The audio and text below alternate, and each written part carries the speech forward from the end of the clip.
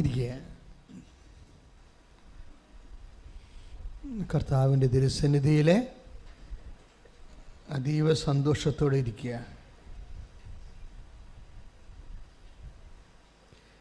നമ്മുടെ സന്തോഷത്തിൻ്റെ ആസ്പദം എന്ന് വെച്ചാൽ എന്താണ്? കർത്താവ് ഓരോ ദിവസവും ഉടമ്പടിയിലൂടെ നൂറ് കണക്കിന് മനുഷ്യർക്ക് ദൈവം നൽകുന്ന പുതിയ വഴിയും പുതിയ വെളിച്ചവുമാണ്. ഇപ്പം എന്തെങ്കിലും ദൈവം ഉദ്ദേശിക്കാതെ നിങ്ങളെ ദൈവം ഇവിടെ കൊണ്ടുവന്നിട്ടില്ല. അത്രയും ചിന്തിച്ചാൽ മതി. കാരണം എന്താ? നിങ്ങളെക്കാൾ പ്രയാസത്തിലുള്ള ലക്ഷോപലക്ഷം മനുഷ്യർ പുറത്തുണ്ട്. Then why you are particularly selected? അതാണ് നിങ്ങളുടെ ദൈവവിളി എന്ന് പറയണത്. ഇപ്പോൾ ദൈവം നിങ്ങളെക്കുറിച്ച് എന്തോ ഉദ്ദേശിച്ചിരിക്കുന്നു. നിങ്ങളുടെ വിഷയത്തിൽ എന്തോ സമാധാനം ദൈവം നിങ്ങളെ അറിയിക്കാൻ ഉദ്ദേശിക്കുന്നു. അതുകൊണ്ട് ദൈവം തൻ്റെ അടുക്കലേക്ക് നിങ്ങളെ വിളിച്ചു. ശ്രദ്ധിക്കട്ടെ. ഹല്ലേലൂയ. വിശുദ്ധ പരമദൈവകാരുണ്യത്തിന്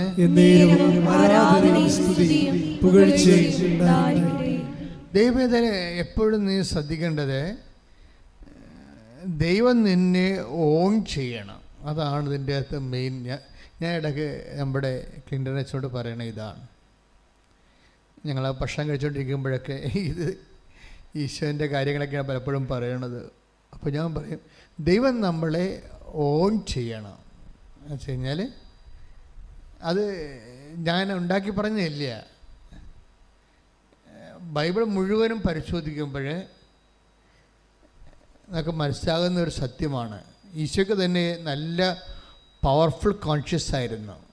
ഈശോ പറയവേ, പിതാവായ ദൈവം എന്നിൽ അംഗീകാര മുദ്ര ചാർത്തിയിരിക്കുന്നു. Take the word of God. ശ്രദ്ധിക്കട്ടെ. ഹല്ലേലൂയ. യോഹന്നാൻ 6:27. യോഹന്നാൻ 6:27. നശ്വരമായ അപ്പത്തിനു വേണ്ടി അധ്വാനിക്കാതെ മനുഷ്യപുത്രൻ തരുന്ന നിത്യജീവന്റെ അനശ്വരമായ അപ്പത്തിനു വേണ്ടി അധ്വാനിക്കുവിൻ. എന്തെന്നാൽ പിതാവായ ദൈവം അവൻ്റെ മേൽ അംഗീകാര മുദ്ര വച്ചിരിക്കുന്നു. Praise the Lord. അതായത് പിതാവായ ദൈവം ഈശോൻ്റെ മേലെ ഒരു ഒഫീഷ്യൽ സീൽ ചെയ്തിരിക്കുകയാണ്, അംഗീകാര മുദ്ര. എന്താണ്? ഈ അപ്പം ഭക്ഷിക്കുന്നവൻ നിത്യം ജീവിക്കും. Praise the Lord. അപ്പം നിത്യജീവന് വേണ്ടിയും സ്വർഗത്തിന് വേണ്ടിയും ഈശോനെ ബ്രാൻഡ് ചെയ്ത് സീൽ ചെയ്തിരിക്കുകയാണ്. ഇതുപോലൊരു സീലിംഗ് നമ്മുടെ ആധ്യാത്മിക ജീവിതത്തിന് കിട്ടിയാലേ കാര്യങ്ങൾ എളുപ്പമാകും. ഒപ്പിട്ട മതം സീൽ ചെയ്യണം. ഇപ്പം ചില ആൾക്കാർക്ക് ഞാൻ ജ്ഞാനസ്ഥാന സർട്ടിഫിക്കറ്റ് കൊടുക്കുമ്പോഴല്ല, ഞാൻ ധൃതിക്ക് ആൾക്കാരെല്ലാം എപ്പോഴും മേടയിലൊക്കെ ഇരിക്കുമ്പോൾ ഇടിയാണല്ല, പല പല വിഷയങ്ങൾക്ക് വേണ്ടി വന്നിരിക്കുന്ന സമയത്ത് ചിലപ്പോൾ ഒപ്പിടും, സീൽ ചെയ്യാൻ മറന്നു പോകും.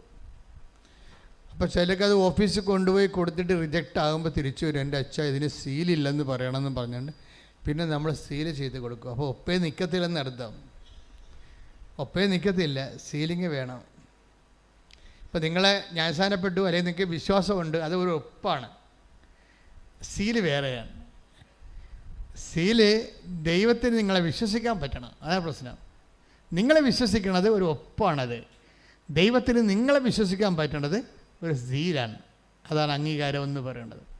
അപ്പോൾ ദൈവത്തിൻ്റെ മുമ്പിൽ അങ്ങനെ വിശ്വസിക്കാൻ പറ്റും എന്ന് ദൈവത്തിന് തോന്നിയാൽ പിന്നെ ഇത്രയും ലാഗിങ് ഒന്നുമില്ല. ഉടമ്പടിയുടെ സ്പീഡ് റെഗുലേറ്റ് ചെയ്തിരിക്കുന്നത് ദൈവത്തിന് നിങ്ങളിലുള്ള വിശ്വാസം വർദ്ധിക്കുന്നിടത്ത് വെച്ചാണ്.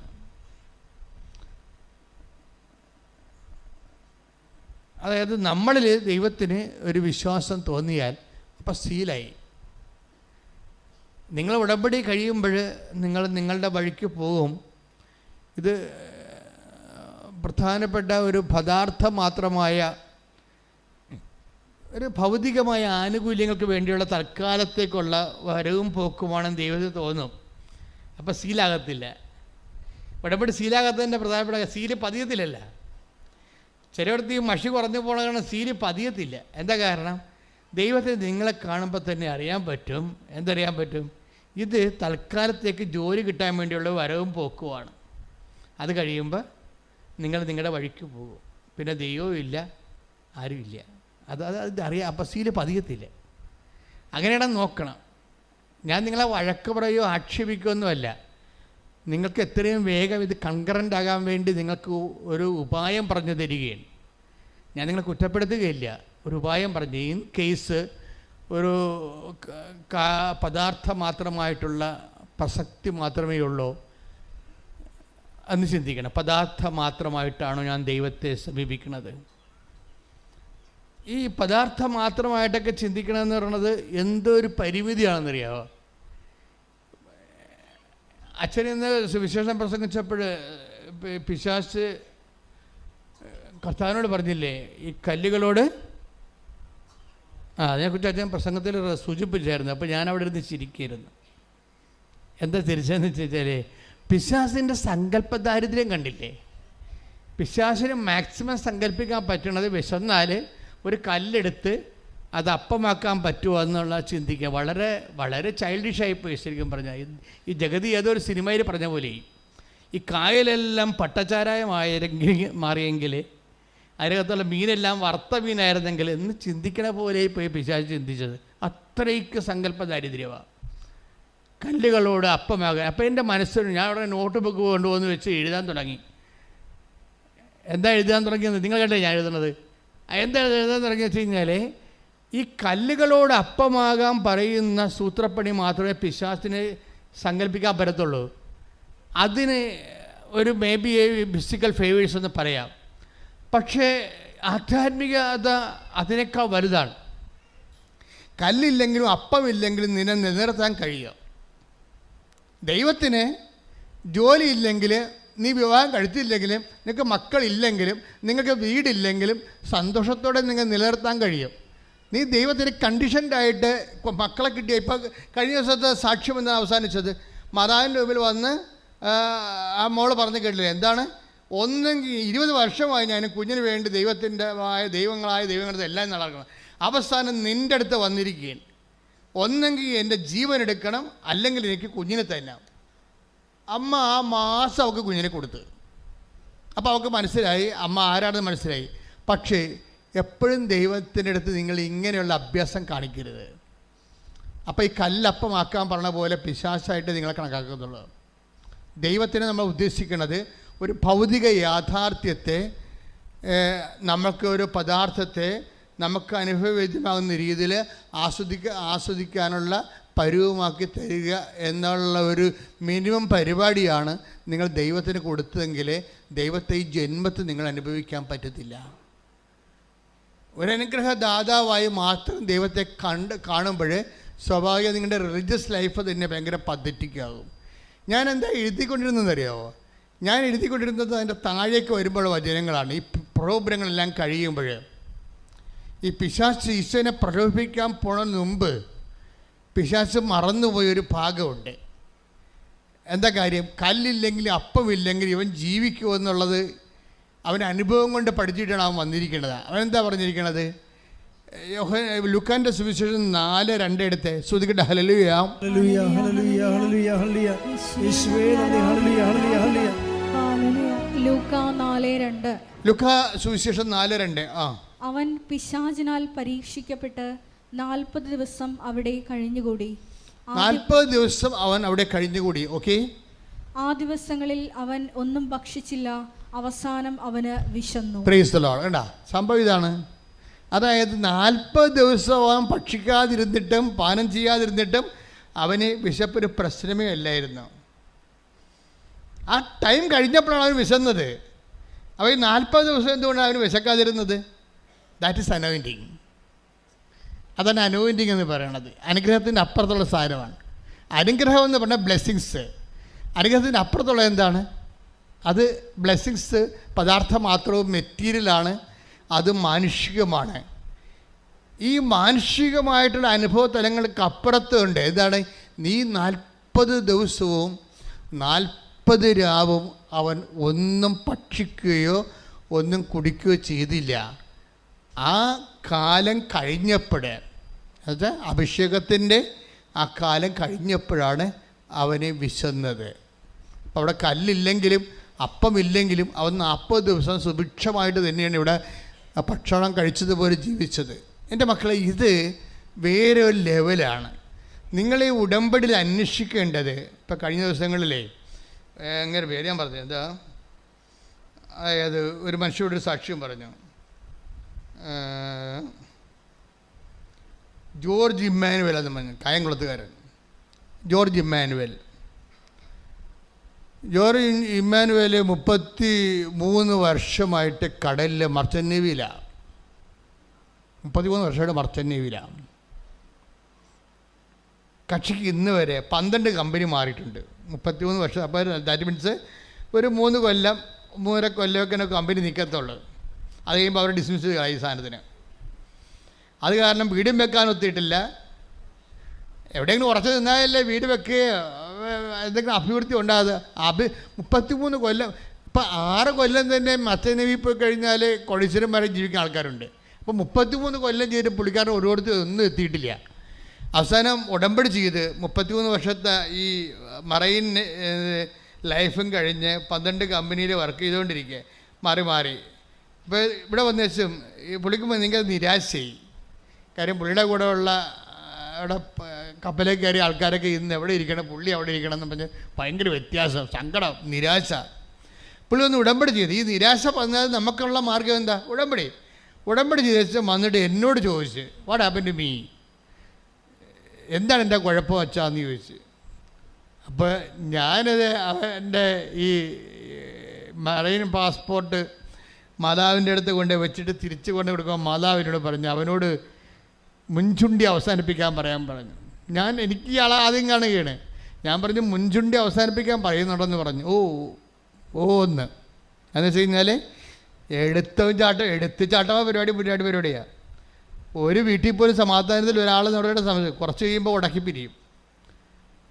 അപ്പം അത് ആ മനുഷ്യൻ്റെ ഒരു കുറവാണ്. അത് ആധ്യാത്മിക ജീവിതത്തിന് മാത്രമല്ല, ഭൗതിക ജീവിതത്തിന് ഇതുപോലെ കുറവുണ്ടായി കഴിഞ്ഞാൽ നമ്മൾ ഓരോരുത്തരും എത്തത്തില്ല. ഇപ്പോൾ കത്തോലിക്ക പള്ളിയിൽ ഇപ്പോൾ നോൻപ് കാലമാണ്. കർത്താവിന് പീഡാനുഭവത്തിന് വേണ്ടി ഒരുങ്ങിക്കൊണ്ടിരിക്കുകയാണ്. അതുകൊണ്ട് തന്നെയാണ് ഈശോ ഇങ്ങനെ എന്നെ കൊണ്ടുവരണം എന്ന് തോന്നുന്നത്. നിങ്ങളും ചിന്തിക്കണം, നല്ലതാണ്. കുറവുകളെ അന്വേഷിക്കണം, നല്ലതാണ്. ഉടമ്പടി എടുക്കാൻ വേണ്ടി വരുമ്പോഴേ, എടുത്തു കഴിഞ്ഞ് അച്ഛനെ കാണാൻ വരുമ്പോഴല്ല, അച്ഛനെ കാണുന്ന മുമ്പ് തന്നെ കർത്താവിനോട് ചോദിക്കണം, എനിക്ക് വല്ല കുറവുണ്ടോ. മനസ്സിലായില്ലേ? അച്ഛനെ കാണുമ്പോൾ ചോദിച്ചാൽ അതിന് കുഴപ്പമൊന്നുമില്ല. നിങ്ങൾ ചോദിക്കാത്തത് കൊണ്ട് മാത്രമേ എനിക്ക് പരിഭവമുള്ളൂ. ചോദിച്ചാൽ ഞാൻ മറുപടി പറയും. പക്ഷേ പിന്നെ ചിലരോട് മിണ്ടത്തില്ല. എന്ന് വെച്ച് കഴിഞ്ഞാൽ അവർ സിമ്പിൾ ക്വസ്റ്റ്യൻസ് ആയിരിക്കും ചോദിക്കുന്നത്. സീരിയസ് വിഷയമാണെങ്കിൽ ഞാൻ ടൈം എടുത്ത് അതിന് മെസ്സേജ് എടുത്ത് മറുപടി പറയും. കാര്യം അവർക്കത് ആവശ്യമാണ്. എനിക്ക് തോന്നുന്നത് അവരെന്നെ പരീക്ഷിക്കാനാണ് ചോദിക്കണമെങ്കിൽ ഞാൻ മിണ്ടത്തില്ല. അവർക്കത് അറിഞ്ഞിരിക്കാൻ വേണ്ടിയാണെങ്കിൽ ഞാൻ മിണ്ടത്തില്ല. എവിടെയാണ് ഈ വിനാശത്തിൻ്റെ അശുദ്ധ ലക്ഷണം നിൽക്കരുതാത്തടത്ത് നിൽക്കണ കാണുമ്പോൾ യൂദയായിലുള്ളവർ മലമുകളിലേക്ക് ഓടിപ്പോകാനാണ് പറഞ്ഞത്. അതായത് ചിലർക്ക് എപ്പോഴും നമ്മൾ ശ്രദ്ധിക്കേണ്ടത്, ഈ ദൈവം നമ്മളോട് സംസാരിക്കും, ഒരു സംശയമില്ല. പക്ഷേ എപ്പോഴും നമ്മൾ ശ്രദ്ധിക്കേണ്ടത്, നമ്മളുടെ തീരുമാനം എടുത്ത് മാറ്റിയിട്ട് നമ്മൾ കേവലമായിട്ട് നിൽക്കണം. കേവലമായിട്ട് കർത്താവേ നീ എന്ത് പറഞ്ഞാൽ അത് മാത്രമേ ഞാൻ ചെയ്യത്തുള്ളൂ എന്നാണെങ്കിൽ, അതെല്ലാ കാര്യത്തിലും അങ്ങനെയാണെങ്കിൽ ദൈവം എല്ലാ കാര്യത്തിലും നിങ്ങളോടും അങ്ങനെ തന്നെയായിരിക്കും. ഇതങ്ങനെയല്ല, നിങ്ങൾക്കിഷ്ടമുള്ളത് നിങ്ങൾ ചെയ്യും. നിങ്ങൾക്കിഷ്ടമുണ്ട്, പക്ഷേ അത് എൻ്റെ അതൊരു ചെറിയൊരു മനസാക്ഷിക്കുത്ത് എന്തോ കിടപ്പുണ്ട്.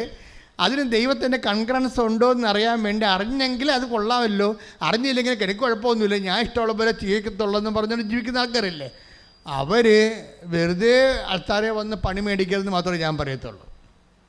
ആണ് സമയം. അത് വളരെ ശ്രദ്ധിച്ച് കൈകാര്യം ചെയ്യേണ്ടത്. നിങ്ങൾ വളരെ ശ്രദ്ധിക്കേണ്ട കാര്യം മെസ്സേജിൻ്റെ കാര്യത്തിലേ. ശ്രദ്ധിക്കട്ടെ മക്കളെ. യേശു സ്വന്തം എൻ്റെ മക്കളെ, സത്യം പറയണം, നിങ്ങൾക്ക് ദൈവസ്നേഹം ഉണ്ടായാൽ മാത്രം മതി. വേറെ അപ്പത്തേനും നിങ്ങൾ ഉടമ്പടിയിലാകും. വെർച്വൽ ഉടമ്പടി എന്ന് നമ്മൾ പറയത്തില്ലേ, വെർച്വൽ ഉടമ്പടി, ഫിസിക്കൽ ഉടമ്പടിയാണ് നമ്മൾ ചെയ്യണത്. ഇവിടെ വെർച്വൽ ഉടമ്പടിയുണ്ട്. വെർച്വൽ ഉടമ്പടി എന്ന് പറയുന്നത് എന്താണ്? നിങ്ങൾക്ക് ദൈവത്തോട് പ്രണയം തോന്നി ദൈവത്തിൻ്റെ വഴികളിലൂടെ ജീവിക്കാൻ മനസ്സുകൊണ്ട് തീരുമാനമാകുമ്പോൾ തന്നെ നിങ്ങൾ ഉടമ്പടിയിലായി. വെർച്വൽ ഉടമ്പടി എന്ന് പറയും അതിനെ. ഓൺലൈൻ കാലത്തൊക്കെ കോടതിയിലൊക്കെ നടന്നത് വെർച്വൽ ആയിട്ടുള്ള ഡിസിഷൻ വിസ്താരമൊക്കെ നടന്നത് ഓൺലൈനിൽ. അപ്പോൾ ഇതുപോലെ നമ്മളെ ഫിസിക്കലായിട്ട് ചെയ്യാതെ തന്നെ നമ്മൾക്ക് ദൈവവുമായിട്ട് ഉടമ്പടിയിലാകാൻ പറ്റും. കാര്യം ഉടമ്പടി ഒരു ശാശ്വതമായ യാഥാർത്ഥ്യമാണ്. അതിന് അന്തസത്യം എന്ന് പറയുന്നത് ദൈവസ്നേഹത്തോടെ ദൈവത്തിന് വേണ്ടി ജീവിക്കാൻ, മനുഷ്യരെ സേവിച്ച് ശുശ്രൂഷ ജീവിക്കാൻ, വിശുദ്ധിയോടെ ജീവിക്കാൻ വേണ്ടിയുള്ള തീരുമാനമാണ്. ശ്രദ്ധിക്കട്ടെ. ഹല്ലേലൂയ, ഹല്ലേലൂയ, ഹല്ലേലൂയ, ഹല്ലേലൂയ. യേശുവേ, ഉടമ്പടിയെടുത്ത എല്ലാവരുടെയും ദൈവസ്നേഹം വർദ്ധിപ്പിക്കണമേ, സാക്ഷികളാക്കി ഉയർത്തണമേ. ഹല്ലേലൂയ. ഉടനടി പരിഹാരമേകും ഉടമ്പടി പ്രാർത്ഥനയിൽ അമ്മ ഉടനടി പരിഹാരമേകും അവൻ പറയുന്നത് ചെയ്തിടുകിൽ ജീവിതം ധന്യമായി തീർന്നിടും. പരിശുദ്ധ പരമദിവ്യകാരുണ്യത്തിന് ആരാധനയും സ്തുതിയും പുകഴ്ചയും ഉണ്ടായിരിക്കട്ടെ. പക്ഷേ ഈ വിർച്വൽ ഉടമ്പടിക്ക് ഒരു കുഴപ്പമുണ്ട്. നമ്മളതിനെ പദാർത്ഥമാത ഫിസിക്കൽ ഉടമ്പടിയായിട്ട് എന്തുകൊണ്ടാണ് കൺവേർട്ട് ചെയ്യണത്? അതിൻ്റെ അകത്ത് കുറേ ഇൻവെസ്റ്റ്മെൻറ്റ്സ് ഉണ്ട്. അതുകൊണ്ടാണ് വിർച്വൽ ഉടമ്പടിക്ക് ഇൻവെസ്റ്റ്മെൻറ്റ്സ് ഇല്ല, കുറവാണ്. കാര്യം നിങ്ങൾ ഇത് ചെയ്തിരിക്കണത് ഡു യു മീൻ ഇറ്റ്, നിങ്ങളത് ഉദ്ദേശിക്കുന്നുണ്ടോ എന്ന് ദൈവത്തിന് തോന്നണം. നിങ്ങൾ അതായത് ഒരാൾക്ക് വിർച്വൽ ഉടമ്പടി ചെയ്ത് ദൈവവുമായിട്ട് അനുഗ്രഹങ്ങൾ കൈപ്പറ്റുന്നതിന് പരിമിതികളുണ്ട്. അതിൻ്റെ കാരണം വെച്ച് കഴിഞ്ഞാൽ അതിൻ്റെ അകത്ത് കമ്പൽസറി ആയിട്ടുള്ള മെഷീനറി മെഷേഴ്സ് ഇല്ല. ഈ ഉടമ്പടി ഫിസിക്കൽ ഉടമ്പടി മാത്രമേ കമ്പൽസറി ഫിസിക്കൽ മെഷീനറി മെഷേഴ്സ് ഉള്ളത്. എന്തൊക്കെയാണുള്ളത്? നിങ്ങൾ രോഗികളെ പോയി കാണണം, ഇല്ലേ? അവന് ബൈബിള് വായിക്കണം, ദൈവസ്നേഹത്തോടെ വായിക്കണം. പിന്നെ നിങ്ങളുടെ അധ്വാന ബലം പാവത്തുങ്ങളുമായിട്ട് പങ്കുവെക്കണം. ഈ പങ്കുവെപ്പിൻ്റെ ഒരു വലിയ മഹോത്സവമാണ് ഇപ്പം നടക്കുന്നത്.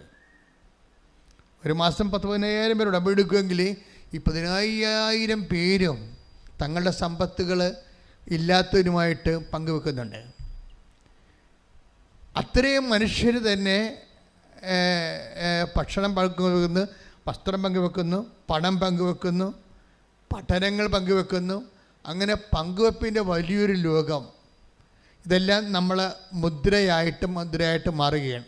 അപ്പോൾ ദൈവത്തിന് അറിയാം നമ്മൾ സീരിയസ് ആണെന്നറിയാം. ദൈവത്തിന് വിർച്വൽ ഉടമ്പടി നമ്മൾ സീരിയസ് ആണെന്ന് അറിയത്തില്ല. അത് നിങ്ങളങ്ങനെ ആന്തരികം എടുക്കുന്ന മാനസികമായൊരു തീരുമാനമല്ലേ. അത് മനസ്സമ്മതം പോലെ വരും, കല്യാണമല്ല. പക്ഷെ ഇവിടെ ആകുമ്പോൾ അതൊരു ഫിസിക്കൽ അഫെയറായിട്ട് മാറുകയാണ്. തീർത്ഥാടന ഉടമ്പടിയിൽ അതൊരു ഫിസിക്കൽ അഫെയറായിട്ട് മാറും. നിങ്ങളത് വീട്ടിൽ പോയി കഴിയുമ്പോഴും ഉടമ്പടി തന്നെയാണ് ജീവിക്കണത്. അപ്പോൾ ദൈവത്തെ മനസ്സിലാകും നിങ്ങൾ ആത്മാർത്ഥതയോടെയാണ് ചെയ്യണത്.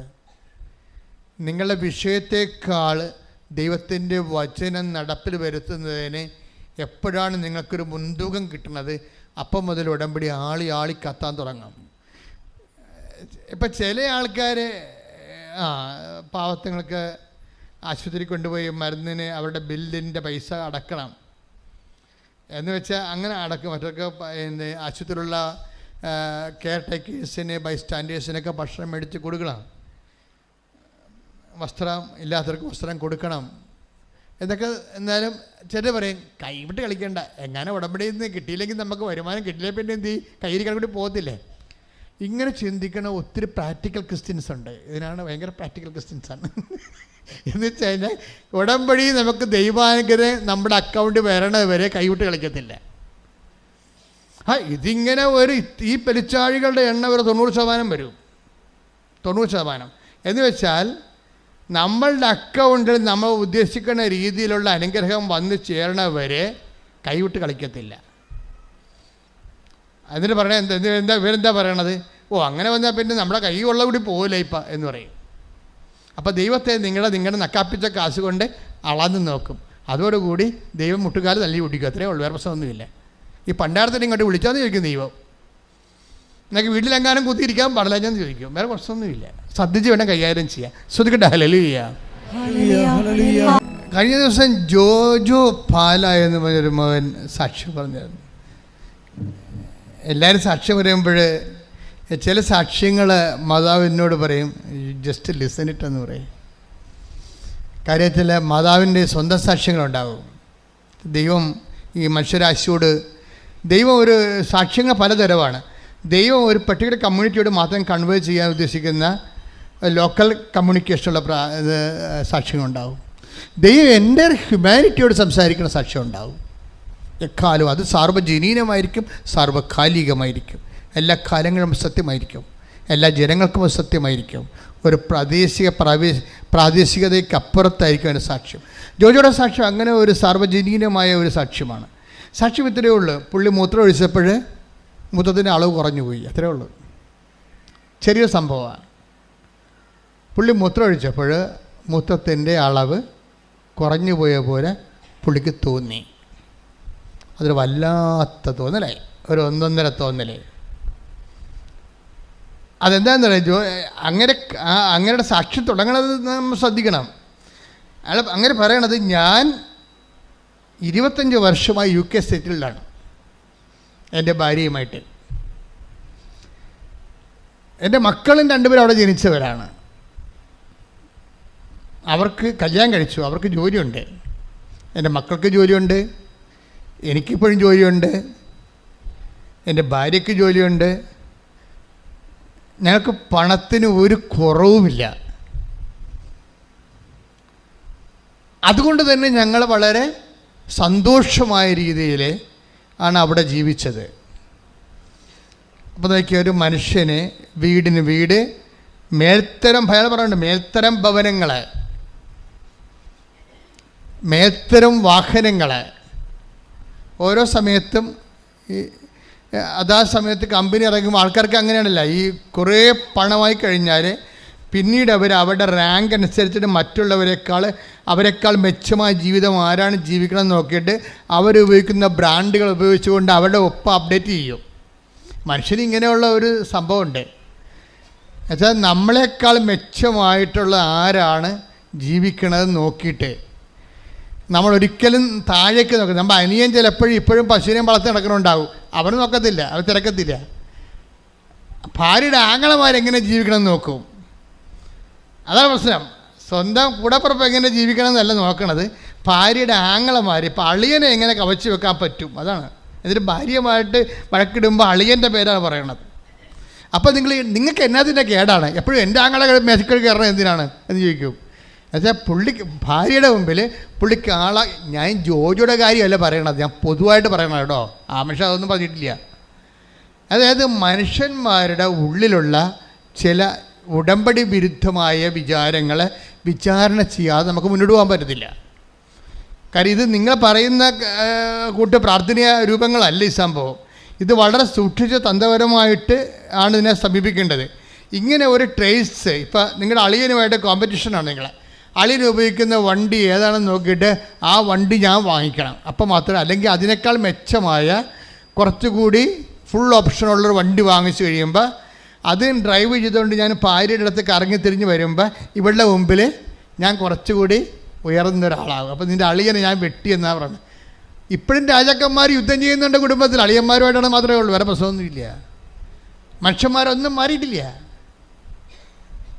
മനുഷ്യന്മാരൊക്കെ ജോലി കിട്ടാൻ വേണ്ടിയും ഉയർന്ന ശമ്പളം മേടിക്കാൻ വേണ്ടിയും കുറേ ലോകത്തിൻ്റെ വിദ്യാഭ്യാസം കിട്ടിയെന്നല്ലാതെ ബേസിക്കായിട്ട് വലിയ മാറ്റമൊന്നുമില്ല. പഴയ സ്വഭാവം തന്നെ ഇപ്പോഴും ഉള്ളത്, പഴയ സ്വഭാവം തന്നെ. ഈ സ്വഭാവം വെച്ചുകൊണ്ട് ദൈവത്തിൻ്റെ അടുത്ത് വന്ന ഉടമ്പടി വർക്കൗട്ട് ചെയ്യത്തില്ല. That's my point.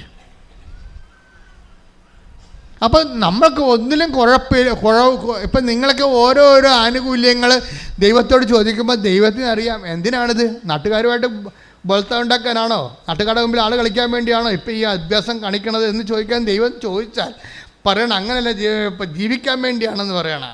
മനസ്സിലായില്ലേ? അല്ലെ നിങ്ങളുടെ ഉള്ളിലിരിപ്പ് ഒക്കെ എപ്പോഴും ഇപ്പം ഇങ്ങനെ സ്കാനിങ്, ഓട്ടോമാറ്റിക് സ്കാനിങ് നടക്കൊണ്ടിരിക്കുകയല്ലേ. ദൈവം മിക്കവാറും ചെയ്യണ പെറ്റ് സ്കാനിങ് ആയിരിക്കും മിക്കവാറും ചെയ്യണത്. കോശങ്ങളിൽ പോലും ഡാമേജ് ഉണ്ടെങ്കിൽ ദൈവം പറയും നിൻ്റെ കോശം മൊത്തം ഡാമേജ് ആണെന്ന് പറയും. ഇതൊക്കെ ഈ പെറ്റ് സ്കാനൊക്കെ ഇപ്പോഴല്ലേ ഈ മൈക്രോ മെഡിസിനൊക്കെ കണ്ടുപിടിച്ചത്. എത്രയോ വർഷം മുമ്പ് ദൈവത്തിൻ്റെ കയ്യിൽ പെറ്റ് സ്കാനുണ്ട്. നിൻ്റെ ആത്മാവിൻ്റെ കോശങ്ങൾ വരെ എന്തുമാത്രം ഡാമേജ് ആയിട്ടുണ്ടെന്ന് ദൈവം പറയും.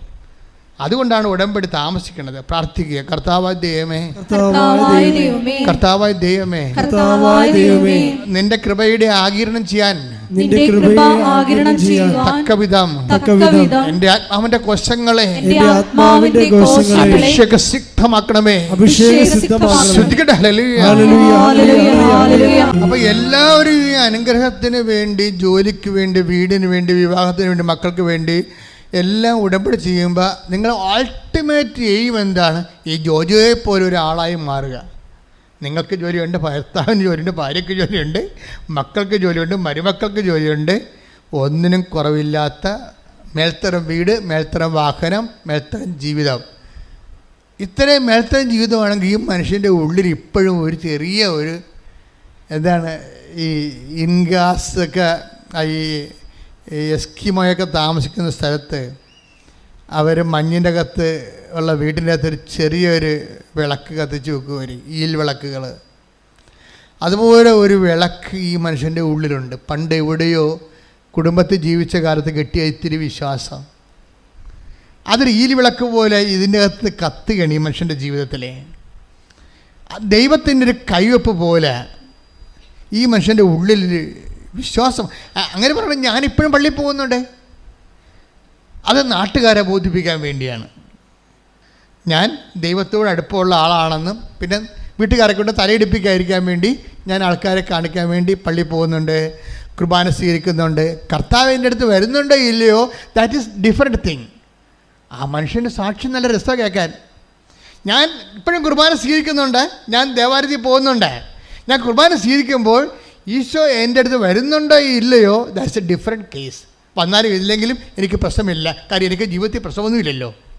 ജോലിയുണ്ട്, വീടുണ്ട്, വിവാഹമുണ്ട്, ആരോഗ്യമുണ്ട്, സന്തോഷമുണ്ട്. ഞാൻ ഇത്തിരി ഡ്രിങ്ക്സ് കൊടുക്കുന്നുണ്ട്, ഇപ്പോൾ കുഴപ്പമില്ല. ഞാൻ ക്ലബ്ബിൽ പോകുന്നുണ്ട്. UK ഇതിനൊന്നും കുഴപ്പമില്ല. ആരോടും ചോദിക്കത്തില്ല, എവിടെയും പോകാം, ആർക്കെവിടെയും ജീവിക്കാം. ഒരു സന്തോഷത്തിലാണ് ഞാൻ. ഈ ഭൂമി തരുന്ന ഒരു മനുഷ്യന് കൊടുക്കാവുന്ന മാക്സിമം സന്തോഷം അനുഭവിച്ച് ജീവിക്കുന്നൊരു മനുഷ്യൻ പറയുകയാണ് ഞാനിപ്പോൾ കുർബാന സ്വീകരിക്കുന്നുണ്ട്. അത് കാര്യം ഞാൻ ഇങ്ങനെ ഒരു ആചാരാനുഷ്ഠാനത്തിൽ ജീവിച്ച് പോകുന്ന കാരണം ആ പാരമ്പര്യം കളയേണ്ടെന്ന് വിചാരിച്ചുകൊണ്ട് ഞാൻ കുർബാന സ്വീകരിക്കുന്നുണ്ട്. പക്ഷേ ഈശോ എൻ്റെ അടുത്ത് വരുന്നുണ്ടോ ഇല്ലയോ, അത് എനിക്കത്ര പ്രശ്നമല്ലെന്ന്. അതാണ് പ്രശ്നം. അതാണ് എൻ്റെ അകത്ത് ഏറ്റവും വലിയ വിഷയം. ഈശോ എൻ്റെ അടുത്ത് ആ കുർബാന സ്വീകരണത്തിലൂടെ ഈശോ എൻ്റെ അടുത്ത് വരുന്നുണ്ടോ ഇല്ലയോ എന്ന് പറയുമ്പോൾ വരുന്നില്ലെങ്കിൽ സങ്കടമില്ല. അങ്ങനെ സങ്കടം മനുഷ്യനില്ല, ഫീൽ ചെയ്യുന്നില്ല. അങ്ങനെ കുറവ് ഈശോ എൻ്റെ എഴുന്നള്ളി ഈ കുർബാനയിൽ എൻ്റെ ഉള്ളിലേക്ക് വരുന്നില്ല എങ്കിലാണെങ്കിലും അത് കുറവായിട്ട് he's not feeling it. Isho ഒരു മനുഷ്യൻ്റെ, ആധുനിക മനുഷ്യൻ്റെ ഒരു അവസ്ഥ കണ്ടില്ലേ? അതായത് ചട്ടപ്പടി സഭയുടെ മുമ്പിലും അച്ഛന്മാരുടെ മുമ്പിലും പള്ളിക്കാരുടെ മുമ്പിലും ഇടവക്കാരുടെ മുമ്പിലും ഹീസ് എ ഗുഡ് കാത്തലിക്. അയാൾക്കറിയാം അയാളുടെ ഹിപ്പൊക്കെ കറക്റ്റാണെന്നറിയാം. അയാൾക്കറിയാം പള്ളിയിലെ അച്ഛന്മാരുടെ മുമ്പിൽ ബിഷപ്പിൻ്റെ മുമ്പിലൊക്കെ he's a Catholic, good Catholic. പക്ഷെ അയാൾക്കറിയാം ഈശോ ഒന്നും അയാളുടെ കയ്യിരിപ്പ് കാരണം ഈശോ ഒന്നും ഈ കുർബാനയിലൂടെ എൻ്റെ ഉള്ളിൽ വരുന്നില്ലെന്നറിയാം. ഇനി വരാതിരുന്നതുകൊണ്ടോ എനിക്ക് അത്രയ്ക്ക് വിഷമമൊന്നും ഇല്ല, അത് കുറവായിട്ട് പുള്ളിക്ക് തോന്നുന്നില്ല. ഈശോ നമ്മുടെ ഉള്ളിലേക്ക് വരാത്തത്, ഈ അനുഷ്ഠാന മാർഗങ്ങളെല്ലാം ആചരിച്ചിട്ടും വരാത്തത് ഒരു കുറവായിട്ട് തോന്നാത്ത ട്രാജഡിയെ ഇനി എന്ത് വെക്കാബറി ഉപയോഗിച്ച് പിടിക്കണമെന്ന് നമുക്കറിയത്തില്ല. അത്രയ്ക്ക് പത്തറ്റിക്കാണ് കണ്ടീഷൻ. പ്രാർത്ഥിക്കുക, കർത്താവായ ദൈവമേ, ഞാൻ കേൾക്കുന്ന ധ്യാനത്തിലൂടെ അങ്ങ് ഉദ്ദേശിക്കുന്നത്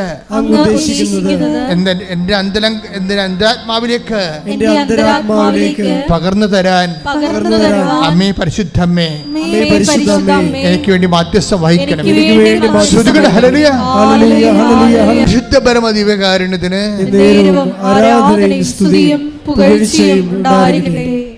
അപ്പോഴീ പെട്ടെന്ന് ഇതെല്ലാം ഒരു കുറവുമില്ലാത്തൊരു മനുഷ്യന് ഒരു സുപ്രഭാതത്തിൽ മൂത്രത്തിൽ കുറവ് വന്നു.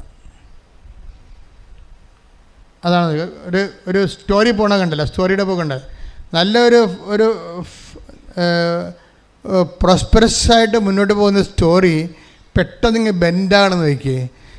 ഒരു കുറവുകളും ഇല്ലാത്തൊരു മനുഷ്യന് ഒരു സുപ്രഭാതത്തിൽ മൂത്രമൊഴിക്കുമ്പോൾ ഇത്തിരി കുറവ് വന്നു മൂത്രത്തിൽ.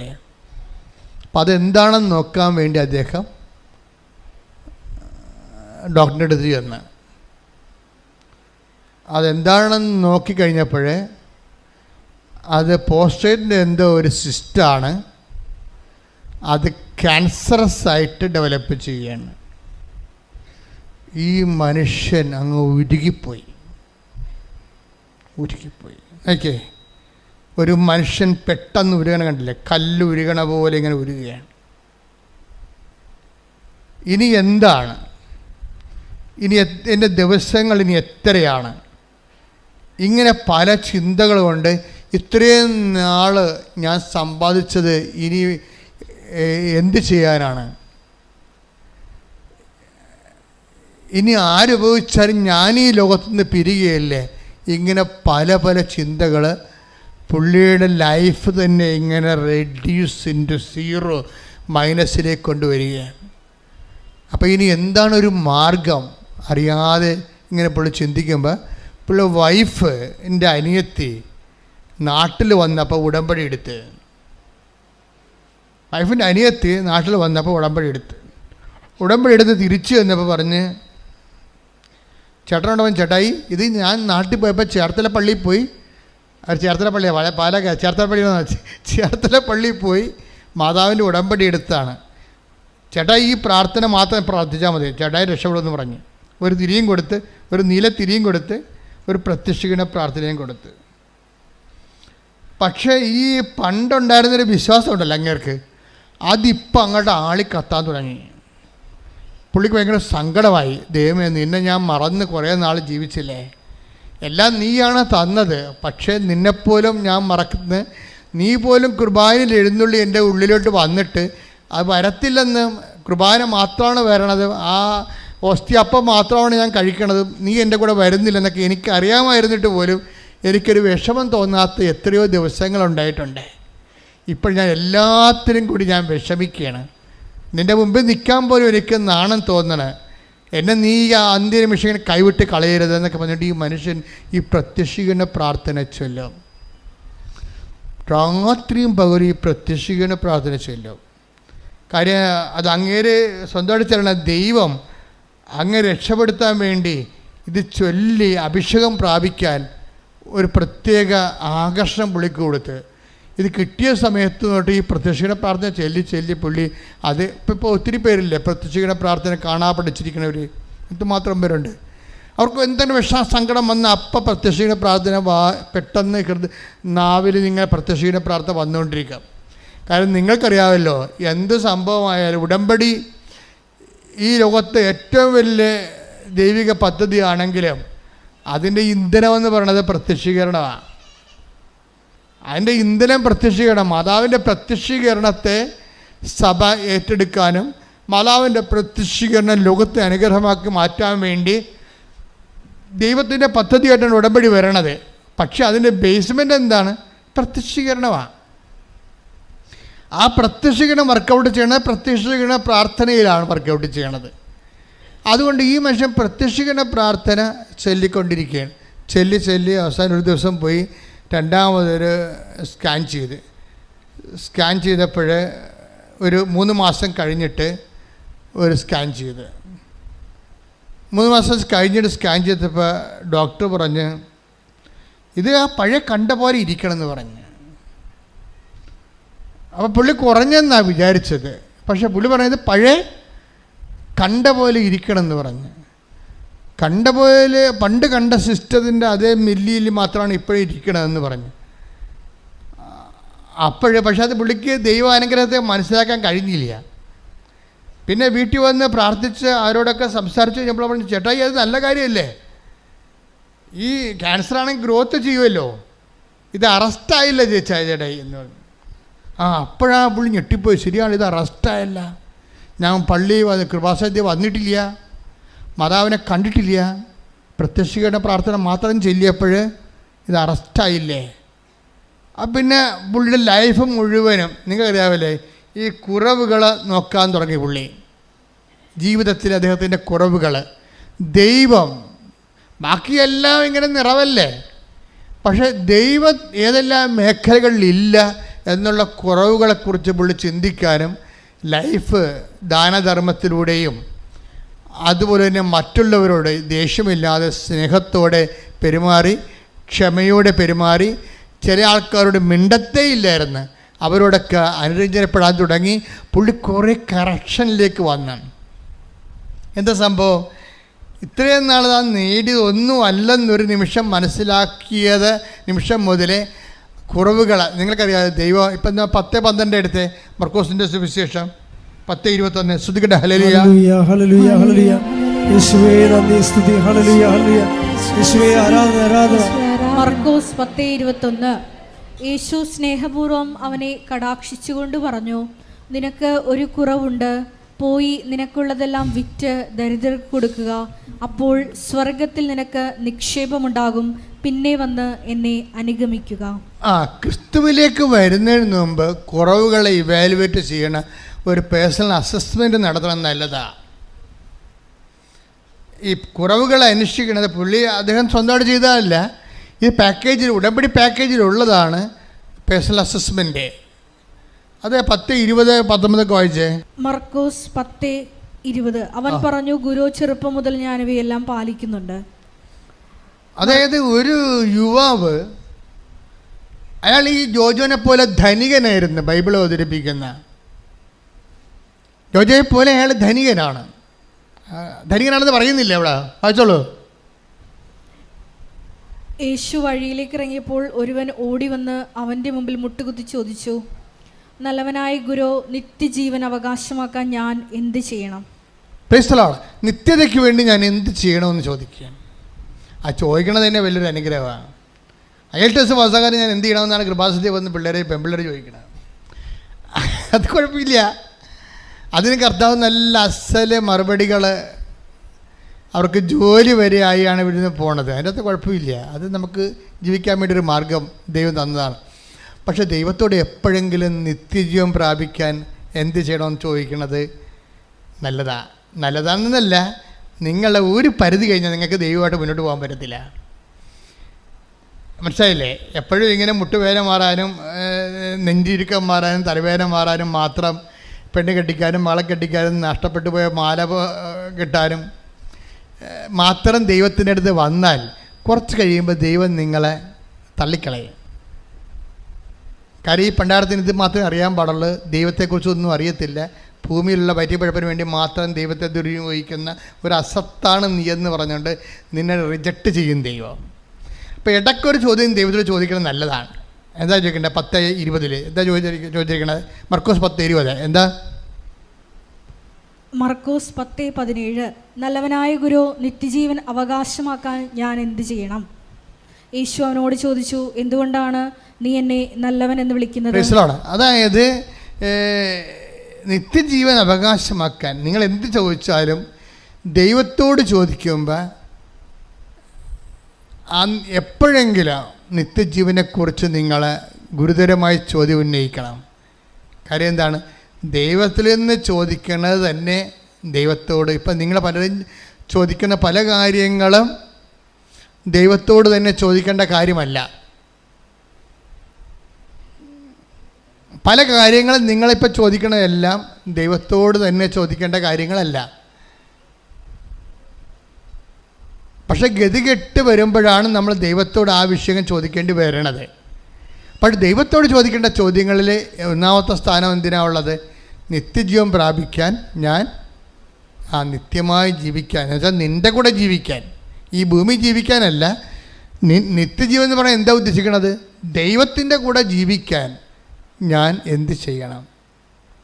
നമ്മൾ പലപ്പോഴും ചോദിക്കണത് വീട്, ജോലി, വിവാഹം, കുഞ്ഞുങ്ങളെല്ലാം ഇവിടെ ജീവിക്കാനാണ്, ഭൂമി ജീവിക്കാനാണ്. ഭൂമിയിലാണെങ്കിൽ നമ്മൾ 70 കൊല്ലം മാത്രമേ ജീവിക്കുന്നുള്ളേ. കൊടാനുകൂടി കൊല്ലം പിന്നെ കാലം കിടക്കുന്നത് കാരണം നമ്മൾ ചോദിക്കേണ്ട വേറൊരു റെഫറൻസ് എന്താണ്?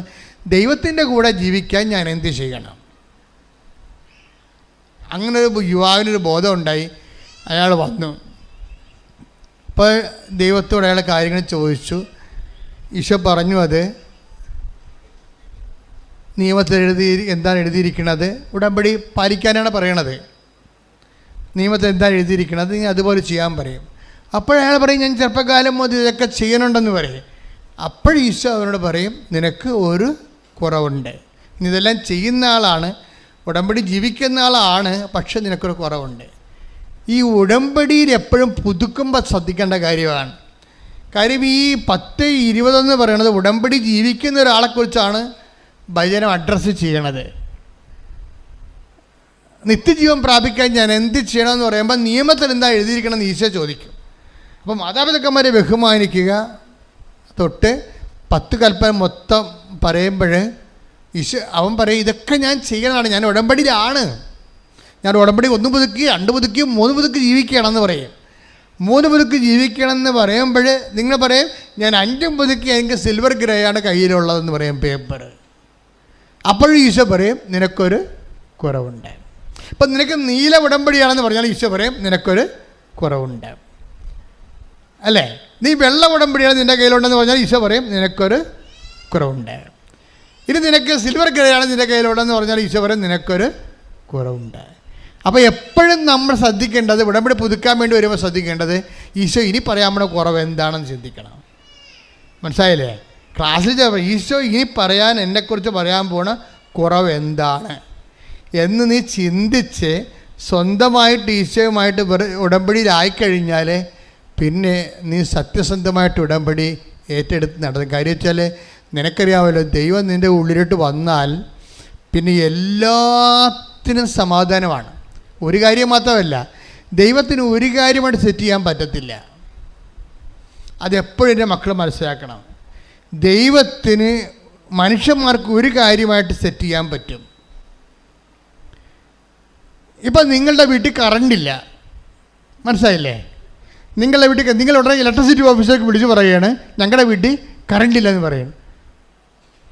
ഉടനെ അവർ പറഞ്ഞ്, ഇപ്പം തന്നെ നിങ്ങളുടെ വീട്ടിലോട്ടൊക്കെ 5 മിനിറ്റ് കഴിയുമ്പോൾ കറണ്ട് വരുമെന്ന് പറഞ്ഞു. ഓ കൊള്ളാം.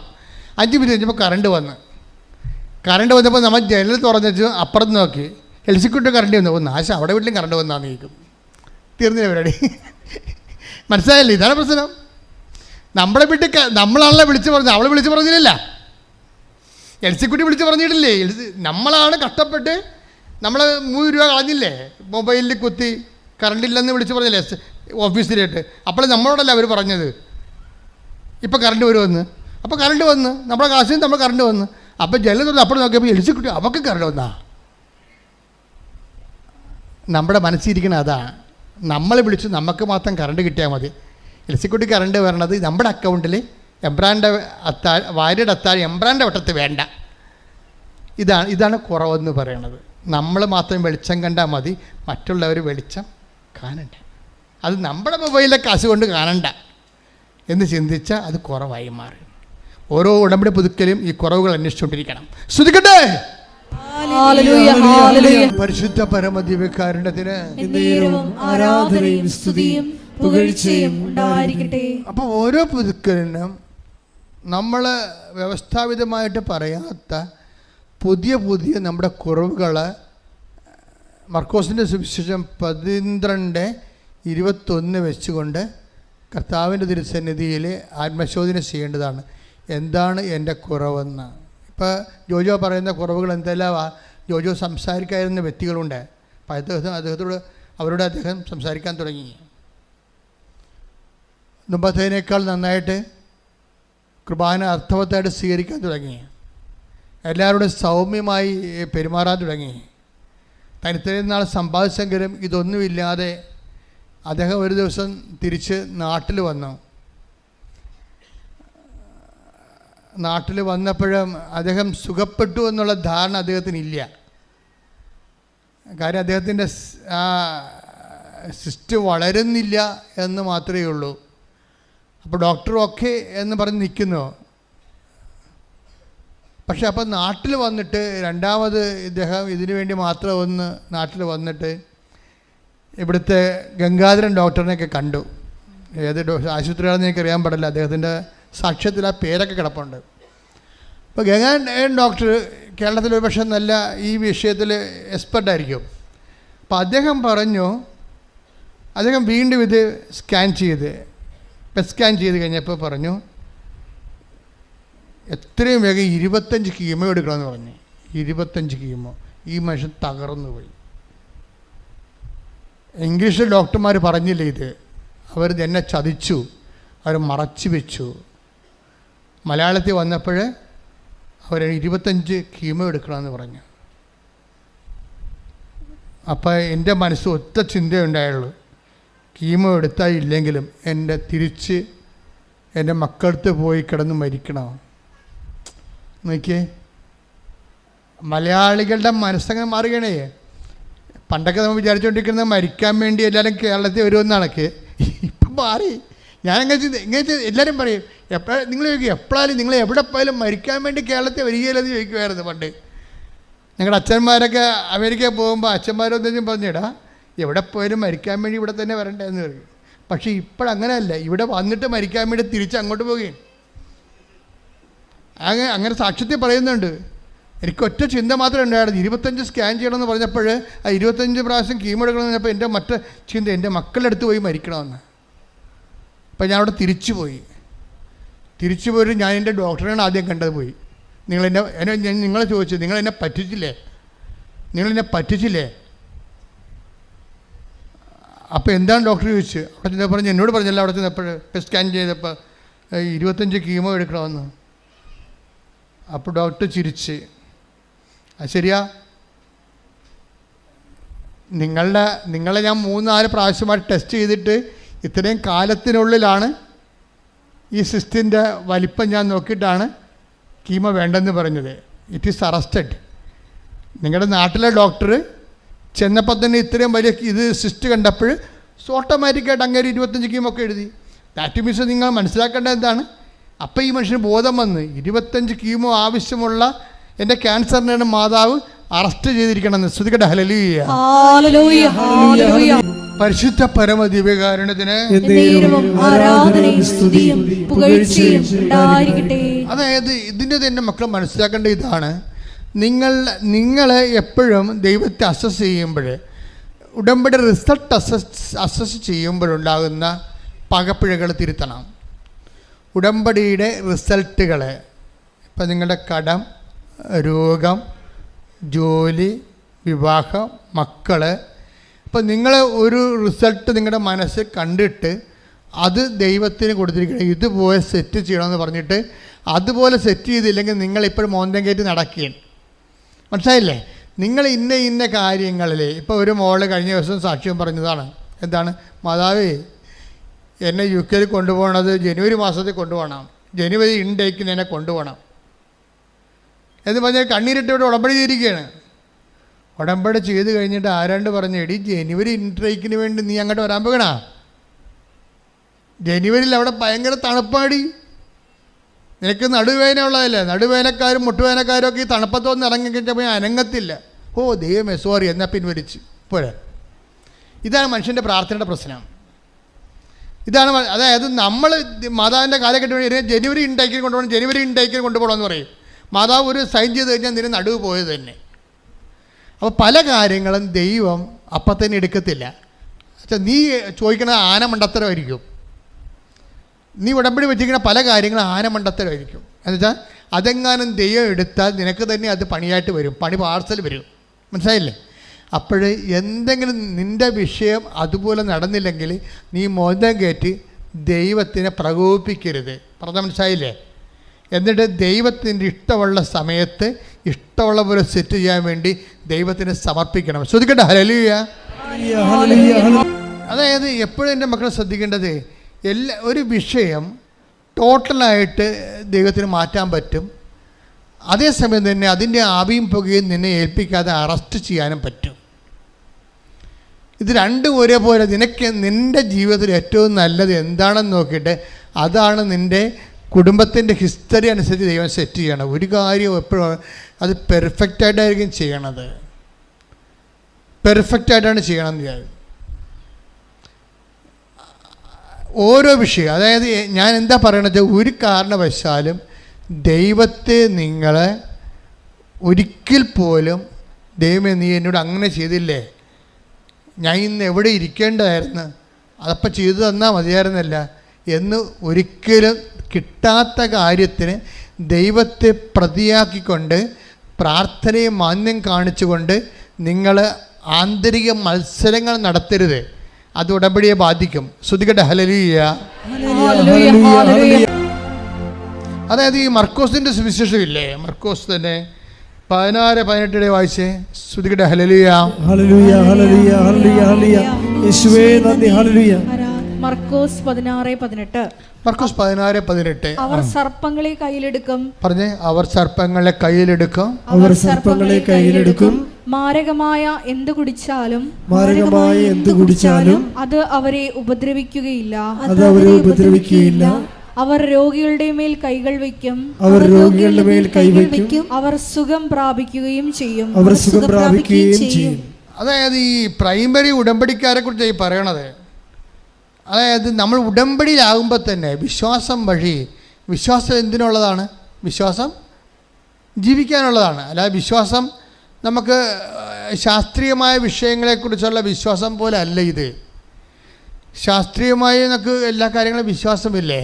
ഇപ്പോൾ H2SO4, 2 ഹൈഡ്രജൻ്റെയും ഒരു ഓക്സിജൻ്റെ H2SO4, ഒരു സൾഫറിൻ്റെ അല്ലേ, 4 സൾഫറിൻ്റെ തന്മാത്രകളൊക്കെ കൂടി കഴിഞ്ഞാൽ സൾഫ്യൂറിക് ആസിഡ് ഉണ്ടാകുമെന്ന് നമുക്കൊരു ധാരണയുണ്ട്. ഈ ശാസ്ത്രീയ ധാരണകൾ ലാബറട്ടറി സത്യമാണെങ്കിലും ജീവിതത്തിൽ അത് ബാധിക്കത്തില്ല. ശാസ്ത്രീയ ധാരണകൾ ലാബറട്ടറി സത്യമാകാം പരീക്ഷണത്തിൽ, പക്ഷേ ജീവിതത്തിൽ അത് ബാധിക്കത്തില്ല. പക്ഷേ വിശ്വാസം അങ്ങനെയല്ല. നിനക്കൊരു വിശ്വാസമുണ്ടെങ്കിൽ അത് ജീവിതത്തിൽ കാണിക്കണം. അത് മനസ്സിലായില്ലേ? വിശ്വാസം എന്തിനുള്ളതാണ്? വിശ്വസിക്കാനുള്ളതല്ല, വിശ്വാസം ജീവിക്കാനുള്ളത്. എന്ന് പറഞ്ഞാൽ വിശ്വാസം എന്തിനുള്ളതാണ്? വിശ്വാസം വിശ്വസിക്കാനുള്ളതല്ല. പല കാര്യങ്ങളും നമുക്ക് വിശ്വസിക്കാനുണ്ട്. ഇപ്പം അമേരിക്കയുടെ തലസ്ഥാനം വാഷിങ്ടണാണ്, വിശ്വസിച്ചാൽ മതി, നമുക്ക് അവിടെ പോകേണ്ട ആവശ്യമില്ല, ഇല്ലേ? വിശ്വസിച്ചാൽ പോരെ. പക്ഷേ ദൈവം ഏകനാണെന്ന് പറഞ്ഞാൽ യേശുക്രിസ്തുവിൻ്റെ പാപത്തിന് പരിഹാരമായി മരിച്ചോ എന്ന് ഞാൻ വിശ്വസിച്ചാൽ ഞാൻ ജീവിക്കാൻ ബാധ്യസ്ഥയാണ്. പ്രാർത്ഥിക്കുക, കർത്താവേ ദൈവമേ, കേവല വിശ്വാസത്തിൽ നിന്ന് സത്യസന്ധമായ വിശ്വാസ ജീവിതത്തിലേക്ക് എന്നെ അഭിഷേകം ചെയ്യണമേ. പരമദിവ്യകാരണത്തിന് അപ്പൊ മർക്കോസ് 16:17 പറയണത് ഈ വിശ്വസിക്കുന്നവരുടെ കൂടെ, അതായത് വിശ്വാസം ജീവിക്കുന്നവരുടെ കൂടെ, പറഞ്ഞേ വിശ്വാസം ജീവിക്കുന്നവരോട് കൂടെ. അതായത് അതിൻ്റെ അർത്ഥം എന്താണ്? ഉടമ്പടി ചെയ്തിരിക്കുന്നവരുടെ കൂടെ എന്നാണ്. വിശ്വാസം ജീവിക്കുക എന്ന് വെച്ച് കഴിഞ്ഞാൽ ഉടമ്പടി ജീവിക്കുക എന്നതിൻ്റെ അർത്ഥം. പറഞ്ഞ വിശ്വസിക്കുന്നവരുടെ കൂടെ, വിശ്വാസം ജീവിക്കുന്നവരുടെ കൂടെ, ഉടമ്പടി ജീവിക്കുന്നവരുടെ കൂടെ ഈ അടയാളങ്ങൾ ഉണ്ടായിരിക്കും. അവർ സർപ്പങ്ങളെ കയ്യിലെടുക്കും, വിഷദ്രാവങ്ങൾ കുടിക്കാം, എന്നാലും ഒരു ഉപദ്രവം അവർക്ക് ഉണ്ടാവുകയില്ല. അപ്പൊ ഈ വെർച്വൽ ഉടമ്പടിയിൽ നിന്ന് ഇതുപോലെ പിൽഗ്രിം ഉടമ്പടിയിലേക്ക്, ഫിസിക്കൽ ഉടമ്പടിയിലേക്ക് വരുമ്പോഴുണ്ടാകുന്ന ഒരു മാറ്റമെന്ന് പറയണത് പല കാര്യങ്ങളെയും നമ്മൾ ഉപദ്രവിക്കാണ്ടിരിക്കും. മനസ്സിലായില്ലേ? ഇപ്പം ജോജോക്ക് എന്താ സംഭവിച്ചത്? 25 കീമോ ചെയ്യേണ്ട ക്യാൻസറിനെ ദൈവം അറസ്റ്റ് ചെയ്ത് ഉപദ്രവം വരുത്താതെ വെച്ചിരിക്കുകയാണ്. അതാണ് ഈ 16-18 എന്താ പറയണത്? വായിച്ചോളൂ. ശ്രുതികട്ടെ ഹല്ലേലൂയ. അവർ സർപ്പങ്ങളെ കയ്യിലെടുക്കും. മാരകമായ എന്ത് കുടിച്ചാലും അതവരെ ഉപദ്രവിക്കുകയില്ല. അതായത് നമ്മളെ രോഗമോ മറ്റു തരത്തിലുള്ള ശണ്ഠകളോ നമ്മളെ ഉപദ്രവിക്കാത്ത ഒരവസ്ഥയിലേക്ക് ദൈവം ഉടമ്പടിയിലൂടെ നമ്മളെ ദൈവം സംരക്ഷിച്ച് നിലനിർത്തും. ഉടമ്പടിയുടെ ഗുണങ്ങൾ ചെറുതല്ല, വലുതാണ്. പക്ഷെ അത് ഇതുപോലെ നിങ്ങളെ ചില ആൾക്കാർ വന്ന് ക്യൂ നിന്ന് ഇനി എത്ര നേരം നിൽക്കണം, എത്ര നേരം ഞങ്ങളിപ്പോൾ ഓഫീസിൽ നിന്ന് ആദ്യം വരുമ്പോൾ തന്നെ പറയും, ചേട്ടായി 4 മണിക്കൂറുണ്ട് അഭ്യാസം പറ്റുവാന്ന് ചോദിക്കും ആദ്യം, അല്ലെങ്കിൽ വണ്ടി വിട്ടേക്കാൻ പറയും. പാരര്യം കൊണ്ടാണ് പറയണത്. നീ എപ്പം പറഞ്ഞു എനിക്ക് അവിടെ പോകണം ഇവിടെ പോകണം എന്നൊക്കെ പറയും. അവിടെ പോകണം ഇവിടെ പോകണമെന്ന് ആൾക്കാർ വന്ന് കൃപാസനത്തിൽ വന്നിട്ടൊരു കഥയില്ല. ദൈവത്തിന് അറിയാം ഇത് സത്യസന്ധമാണോ അത് അംഗവും കാണാൻ താളിയും പറിക്കാമെന്ന് പറഞ്ഞ് വരികയാണ്. നെയ്യപ്പം തിന്ന രണ്ടുണ്ട് കാര്യം എന്നൊക്കെ പറഞ്ഞുകൊണ്ട് വരുമല്ലോ ഉടമ്പടി എടുക്കാൻ വേണ്ടി. അവലപ്പോഴും പോകാം, അളിയനെയും കാണാം, തലവർ വന്ന് ഉടമ്പടി എടുക്കുക. അങ്ങനെയുള്ള ഉടമ്പടിയാണ് ഈ പൊട്ടിയിരിക്കണത്. പല ഉടമ്പടിയും വന്നിരിക്കണത് ഉടമ്പടിയിലല്ല നിങ്ങളെ. അതല്ല ഇതുപോലെ വെർച്വൽ ഉടമ്പടിയിലാണ് കിടക്കണത്. അതൊന്നും ഫിസിക്കലായിട്ടില്ല.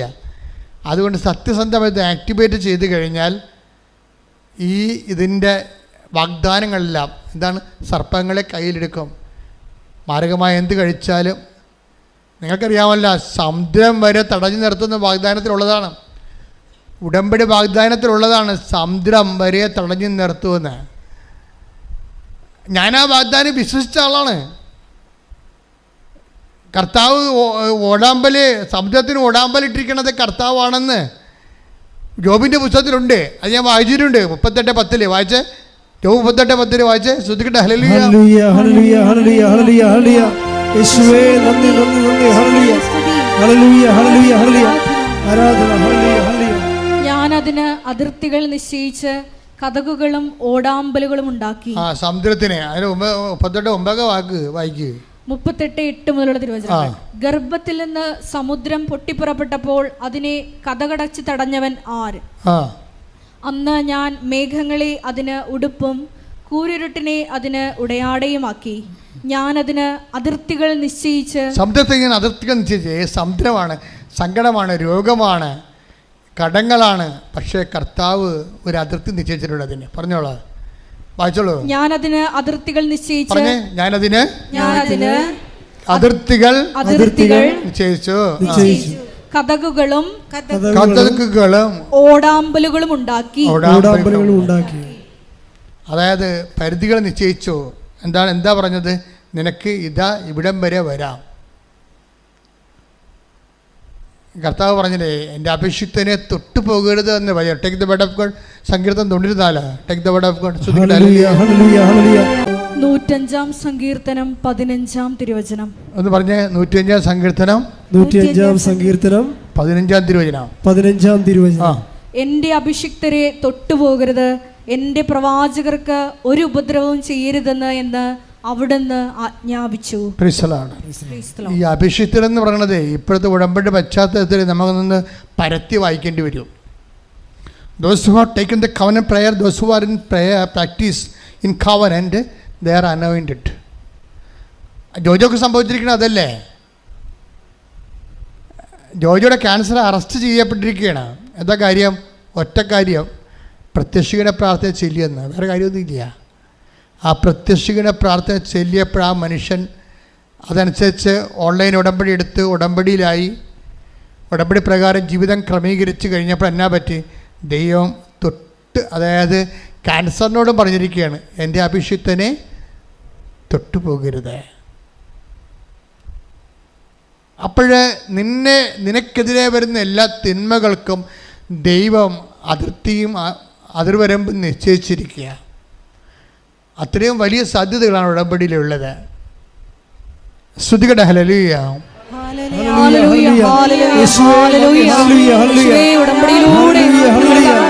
സംരക്ഷണം ലഭ്യമാക്കുന്നതിന് നന്ദി പറയുന്നു.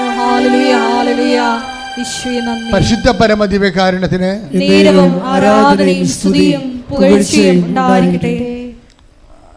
അതിനുശേഷം ഈശോ എന്നാ ചെയ്തു വെച്ച് കഴിഞ്ഞാൽ ഈ മനുഷ്യൻ്റെ മൂത്ര തടസ്സങ്ങൾ മാറി. അങ്ങനെയാണ് ഈ മനുഷ്യൻ മനസ്സിലാക്കണം. അങ്ങനെ സുഖപ്പെട്ടെന്ന് തുടങ്ങണേ എങ്ങനെയാണ്? മൂത്രത്തിൻ്റെ അളവ് കുറഞ്ഞതുപോലെയല്ലേ. ഇപ്പോൾ രോഗം ശമിച്ചു കഴിഞ്ഞപ്പോൾ എൻ്റെ പേരും പഴയതുപോലെയുള്ള അത്രയും മൂത്രം പുറത്ത് വരാൻ തുടങ്ങി. ഇപ്പോൾ ഡോക്ടർ പറഞ്ഞു യു ആർ ഹീൽഡ് എന്ന് പറഞ്ഞു. അതെന്താ വിഷയം എന്ന് പറഞ്ഞു കഴിഞ്ഞാൽ ഒരു സത്യസന്ധ ഈ മനുഷ്യൻ പ്രത്യക്ഷീകരണ പ്രാർത്ഥന മാത്രമേ ചെയ്തിട്ടുള്ളൂ ആത്മാർത്ഥമായിട്ട്. അത് ആത്മാർത്ഥമായിട്ട് ചെയ്തിട്ടുണ്ട്.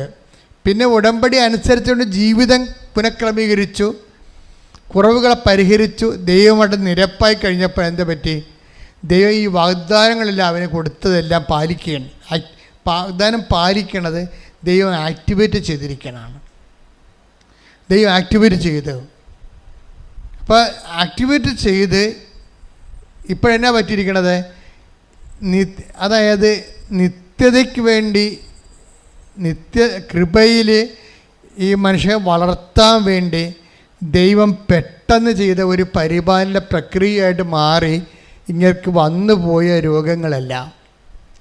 അപ്പോൾ എല്ലാ രോഗങ്ങളും നമുക്ക് എന്തെങ്കിലും കുഴപ്പമാണെന്നല്ല പറയണത്, ദൈവത്തോട് നമ്മളെ അടുക്കാനും നിത്യതയ്ക്ക് വേണ്ടിയുള്ള ഓഹരി സ്വരുക്കൂട്ടാൻ വേണ്ടിയുള്ള ദൈവത്തിൻ്റെ സ്നേഹത്തിൻ്റെ പരിപാലനയായിട്ടാണ് ചിലപ്പോൾ സങ്കടങ്ങൾ നമ്മുടെ ജീവിതത്തിൽ വരണത്. ശ്രുതിക്കട്ടെ ഹല്ലേലൂയ.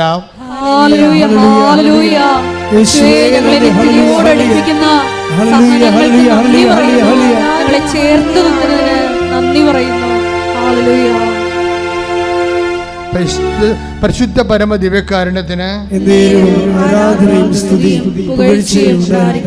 അതിൻ്റെ പ്രശ്നത്തിൽ ഈ ആന്തരിക അഭിഷേകം നമ്മൾ അനുഭവിക്കുന്ന പ്രശ്നങ്ങളുടെ മേലെ അഭിഷേകം, ഉടമ്പടി വിധിപ്രകാരം അഭിഷേകം തന്നുകൊണ്ട് അതിൻ്റെ ആദിയും പുകയും തീയും പൊള്ളലും ഒന്നും നമ്മൾ അനുഭവിക്കാതെ ഇങ്ങനെ കൈവെള്ള പൊതിഞ്ഞു കൊണ്ടു നടക്കുന്ന ഒരു അഭിഷേക അനുഭവം. ഇതൊക്കെ പങ്കുവെക്കണത് ആരാണെന്ന് അറിയാവോ? വളരെ എഡ്യൂക്കേറ്റഡ് ആയിട്ടുള്ള ആൾക്കാരാണ്.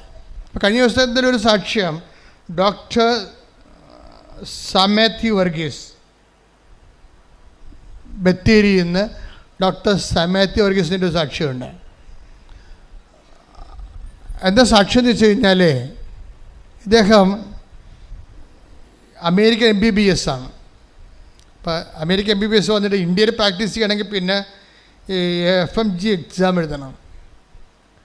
അപ്പോൾ FMG എക്സാം എഴുതുന്ന സമയത്ത് ഒരു വലിയ വിഷമം വന്നു. കാര്യം സാധാരണ മറ്റ് രാജ്യങ്ങളിലൊക്കെ പോയി വരുമ്പോൾ FMG എക്സാം എഴുതുമ്പോൾ 18% അവർക്ക് എഴുതാൻ പറ്റത്തുള്ളൂ. ഇങ്ങനെയൊക്കെ പക്ഷേ 5 ക്വസ്റ്റ്യൻ ഒഴിച്ച് ബാക്കിയെല്ലാം പുള്ളി അറ്റൻഡ് ചെയ്ത്. ചിലർക്ക് 6-7 FMG എക്സാം എഴുതിയിട്ടാണ് ഇന്ത്യയിൽ പ്രാക്ടീസ് വാങ്ങിക്കണത്. ഇങ്ങനെയൊക്കെ 5 ക്വസ്റ്റ്യൻ മാത്രമേ മിസ്സായിട്ടുള്ളൂ, ബാക്കിയെല്ലാം അങ്ങനെ എഴുതി. FMG എക്സാമിനെ എഴുതി കഴിഞ്ഞപ്പോൾ ഉടനെ ഭയങ്കര പനിയും കുളിരും വിറവലും ഒക്കെ വന്ന് ഛർദ്ദിച്ച്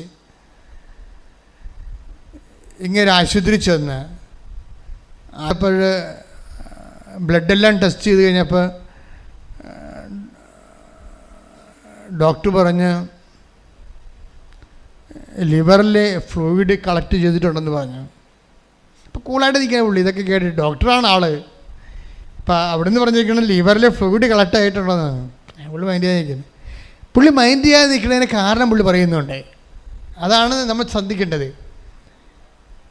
കാരണം എന്ന് പറഞ്ഞത്, ഞാൻ FMG എക്സാം എഴുതുന്നതിന് മുമ്പ് ഇവിടെ വന്ന് ഉടമ്പടി എടുത്ത് കഴിഞ്ഞിട്ട് എനിക്ക് ഏറ്റവും വലിയ പ്രോബ്ലം എക്സാം ആയിരുന്നു. ഏത്? SMG എക്സാമാണ്. അതിൻ്റെ 5 ക്വസ്റ്റ്യൻ എനിക്ക് പോയുള്ളൂ. 5 ക്വസ്റ്റ്യൻ പോയിട്ട് എനിക്കൊന്നും ഫീൽ ചെയ്തില്ല. അതായത് ഇതിൻ്റെ ഒരു ടെൻഷൻ ഇല്ലാത്ത രീതിയിൽ ഇതുപോലെ എൻ്റെ ഫ്ലൂയിഡാണ് അതുപോലെ തന്നെ എൻ്റെ കരളിൽ ഫ്ലൂയിഡ് കളക്ട് ചെയ്തിരിക്കുന്നു എന്ന് പറഞ്ഞിട്ടും എനിക്കത് ഫീൽ ചെയ്തില്ല. പിന്നെ ഡോക്ടർ ഇങ്ങനെ എന്താണ് ഡീറ്റെയിൽഡ് കാർഡിയോ മയോപ്പതി എന്ന് പറഞ്ഞു എന്തൊക്കെ ചികിത്സ, എനിക്ക് അതിനെക്കുറിച്ചൊന്നും അദ്ദേഹം ഞാൻ പറയണതേ ഉള്ളൂ, എനിക്ക് എൻ്റെ ഡീറ്റെയിൽഡ് അറിയാൻ പാടില്ല. അപ്പം അത് പറയുന്ന ഡോക്ടർ തന്നെ ഈ മനുഷ്യൻ്റെ അബോധാവസ്ഥയിൽ ഡോക്ടർ പറയുന്നുണ്ട്, ഹാർട്ട് പോയിരിക്കുകയാണ്, ഇത് മൊത്തം മാറ്റിവെക്കേണ്ടി വരുമെന്ന് പറഞ്ഞു. അപ്പോൾ ഈ മനുഷ്യൻ ഇങ്ങനെ ഇയാളാക്കി ഈ ഒരു ഭാവവ്യത്യാസമില്ലാതെ പേഷ്യൻ്റ് ഡോക്ടറാണെന്ന് ആ കാർഡിയോളജിസ്റ്റിന് അറിയാം. അറിഞ്ഞുകൊണ്ട് തന്നെയാണ് പറയണത്. എന്താ പറയണത്? ലിവർ മാത്രമല്ല ഹാർട്ടും പോയിരിക്കുകയാണ്, ഇത് മാറ്റിവെക്കേണ്ടി വരുമെന്ന്. അപ്പോൾ ഇങ്ങനെ കൂളായിട്ട് ഡോക്ടറെ നോക്കുകയാണ്. അപ്പോൾ ഡോക്ടർ തിരിച്ചു ചോദിക്കും, നിങ്ങളൊരു ഡോക്ടറല്ലേ, ഞാൻ പറഞ്ഞത് നിങ്ങളുടെ ഹാർട്ട് മാറ്റി വെക്കണമെന്ന് പറഞ്ഞിട്ട് നിങ്ങൾക്ക് എന്താ ഒരു ഭാവവ്യത്യാസം ഇല്ലാത്തതെന്ന്. അപ്പോഴും ഈ മനുഷ്യൻ്റെ പറയണത് ഉടമ്പടി എടുത്തതിന് ശേഷം ഇങ്ങനെയാണെന്ന്. ആന്തരിക അഭിഷേകം, ഒരു മനുഷ്യൻ്റെ ഹാർട്ട് മാറ്റി വെക്കണമെന്ന് പറഞ്ഞിട്ട് ഒരു ഡോക്ടറിനെ കേൾപ്പിച്ച് പറഞ്ഞിട്ട് ഒരു ഭാവവ്യത്യാസമില്ല. എന്നുവെച്ചാൽ എന്താ കാര്യം? മാതാവിൻ്റെ മനസ്സിൽ നിറഞ്ഞിരിക്കുക. അമ്മ ഇത് എവിടെയെങ്കിലും കൊണ്ടേ കൃത്യമായിട്ട് എത്തിക്കുമെന്ന് നല്ല ആന്തരിക ബോധ്യം കിട്ടിയിരിക്കുന്ന ആത്മധൈര്യമാണ്. ശ്രദ്ധിക്കട്ടെ, ഹല്ലേലൂയ. ഈ ഡോക്ടർ സാംസൺ വർഗീസിൻ്റെ സാംസൺ മാത്യു വർഗീസിൻ്റെ സാക്ഷ്യം അവസാനിക്കുന്നത് എങ്ങനെയാണെന്ന് അറിയാമോ? ഈ ഹാർട്ട് മാറ്റി വെക്കണമെന്ന് പറയുമ്പോൾ അദ്ദേഹം ഇങ്ങനെ പ്രാർത്ഥിച്ച് ഉടമ്പടി ജീവിച്ചും 90 ദിവസം കഴിയാൻ വേണ്ടി കാത്തിരിക്കും. എന്തിനാണ്? ഒരൊറ്റ പ്രത്യാശയാണ്. എന്താണ്? ഉടമ്പടി പുതുക്കാവില്ലെന്ന്. ഒരു ഡോക്ടേഴ്സിൻ്റെ സാക്ഷ്യം കേട്ടില്ലേ നിങ്ങളെ? അമേരിക്കയിൽ പഠിച്ചൊരു ഡോക്ടറിൻ്റെ സാക്ഷ്യമാണ് കേൾക്കുന്നത്. കഴിഞ്ഞ ദിവസം ഇട്ടിട്ടുണ്ട്. അതെന്ത് സംഭവിച്ചാൽ ആ ഡോക്ടറുടെ ചിന്ത എന്താണ്? ഹാർട്ട് മാറ്റി വെക്കാനാണ് പറഞ്ഞിരിക്കുന്നത്. പക്ഷെ അങ്ങനെയൊക്കെ ഫീലിംഗ് ഒന്നുമില്ല. അമ്മ ആന്തരിക അഭിഷേകം കൊടുത്തിരിക്കുക, ആത്മധൈര്യം കൊടുത്തിരിക്കുകയാണ്. അപ്പോൾ അദ്ദേഹത്തിൻ്റെ മനസ്സിലൊരു പ്രത്യാശ ഉണ്ട്. എന്താണ്? 90 ദിവസം കഴിയുമ്പോഴേ ഉടമ്പടി, അമ്മയോട് ചെയ്ത ഉടമ്പടി പുതുക്കാമല്ലോ. അപ്പോൾ അതിനു വേണ്ടി ഇങ്ങനെ ദാഹിച്ച് മോഹിച്ച് കാത്തിരിക്കുകയാണ്. എന്താണ്? ഉടമ്പടി പുതുക്കാമല്ലോ. അപ്പം നിങ്ങളാണെങ്കിൽ പറയും അച്ഛനെ കാണാമല്ലോ, അച്ഛനെ കാണാമല്ലോ എന്ന് പറയും. അവിടെ വെച്ചാണ് എല്ലാം പൊട്ടണത്. ഉടമ്പടി ലക്ഷ്യം അച്ഛനെ കാണുന്ന ആക്കുമ്പോഴാണ് അമ്മനെ കാണുകയും അച്ഛനെ കാണാതെ തരുന്നത്. ഉടമ്പടി പുതുക്കാമല്ലോ എന്ന് വിചാരിച്ചിട്ട് എൻ്റെ ദൈവവുമായിട്ട് എനിക്ക് കടുത്ത ബന്ധങ്ങളിലേക്ക് ആത്മാർത്ഥമായിട്ട് പോകാമല്ലോ എന്ന് വിചാരിച്ചുകൊണ്ട് ഈ മനുഷ്യൻ വന്ന് ഉടമ്പടി അത്യാഹ്ലാദത്തോടെ പുതുക്കും. ഹാർട്ട് ഓപ്പറേഷന് വേണ്ടി ഹാർട്ട് മാറ്റിവെക്കും. ഓപ്പറേഷൻ അല്ല, ഹാർട്ട് മാറ്റിവെക്കാൻ പറഞ്ഞ് ഡോക്ടർ വന്നിട്ട് ഉടമ്പടി പുതുക്കും. പുതുക്കി കഴിഞ്ഞിട്ട് പോയി ടെസ്റ്റ് ചെയ്യുമ്പോൾ എൻ്റെ ഹാർട്ടിൻ്റെ പൾസ് റേറ്റ് 18 അത് അമ്മ 34 കൊടുക്കും. ഇതിൻ്റെ ലെഫ്റ്റ് വെർട്ടിക്കിള് ഇടത്തെ ഹൃദയത്തിൻ്റെ അറ പകുതിയെ വർക്ക് ചെയ്യത്തുള്ളായിരുന്നു. അമ്മ അത് അത് മുഴുവനാക്കി കൊടുക്കും. ഒരു കുഴപ്പമില്ല. ഹൃദയത്തിൻ്റെ ഇടതേ അറയില്ലേ, അത് പകുതിയെ വർക്ക് ചെയ്യത്തുള്ളായിരുന്നു. ഉടമ്പടി പുതുക്കി കഴിഞ്ഞപ്പോൾ ആ വാഗ്ദാനം പോലെ തന്നെ അത് ഫുള്ളായിട്ട് വർക്ക് ചെയ്യുന്ന രീതിയിലായിട്ട് ഒരു ഓപ്പറേഷൻ വേണ്ട, ഒരു ഹാർട്ട് മാറ്റണ്ട. ഇതാ മാറ്റുന്നത് ആരാണ്? അമ്മ തന്നെ ഇതിനും ചെയ്യാം. ശ്രദ്ധിക്കട്ടെ, ഹല്ലേലൂയ.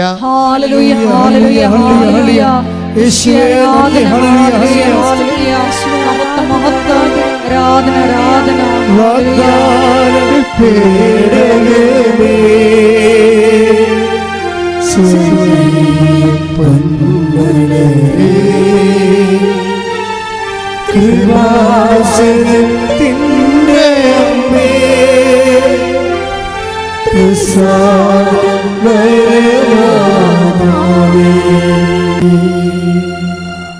ഞാൻ ഒരു ഓണറുടെ സഡൻ ഇങ്ങനെ ഒരു ശുശ്രൂഷയ്ക്ക് വന്ന ആളില്ല. എപ്പോഴും നിങ്ങൾ പറയാറുണ്ട് 84 മുതൽ ധ്യാനിപ്പിക്കാൻ നിൽക്കുന്നയാളാണ്. അമ്മ ഉടമ്പടി തരണത് 2015. പക്ഷേ അതുവരെ ഈ കൃപാസനത്തിൽ തന്നെ എല്ലാ ദിവസവും തന്നെ ചൊവ്വാഴ്ചയും തിങ്കളാഴ്ചയും ഒക്കെ ആൾ വരികയും നല്ല ധ്യാനവും കൗൺസിലിങ്ങും.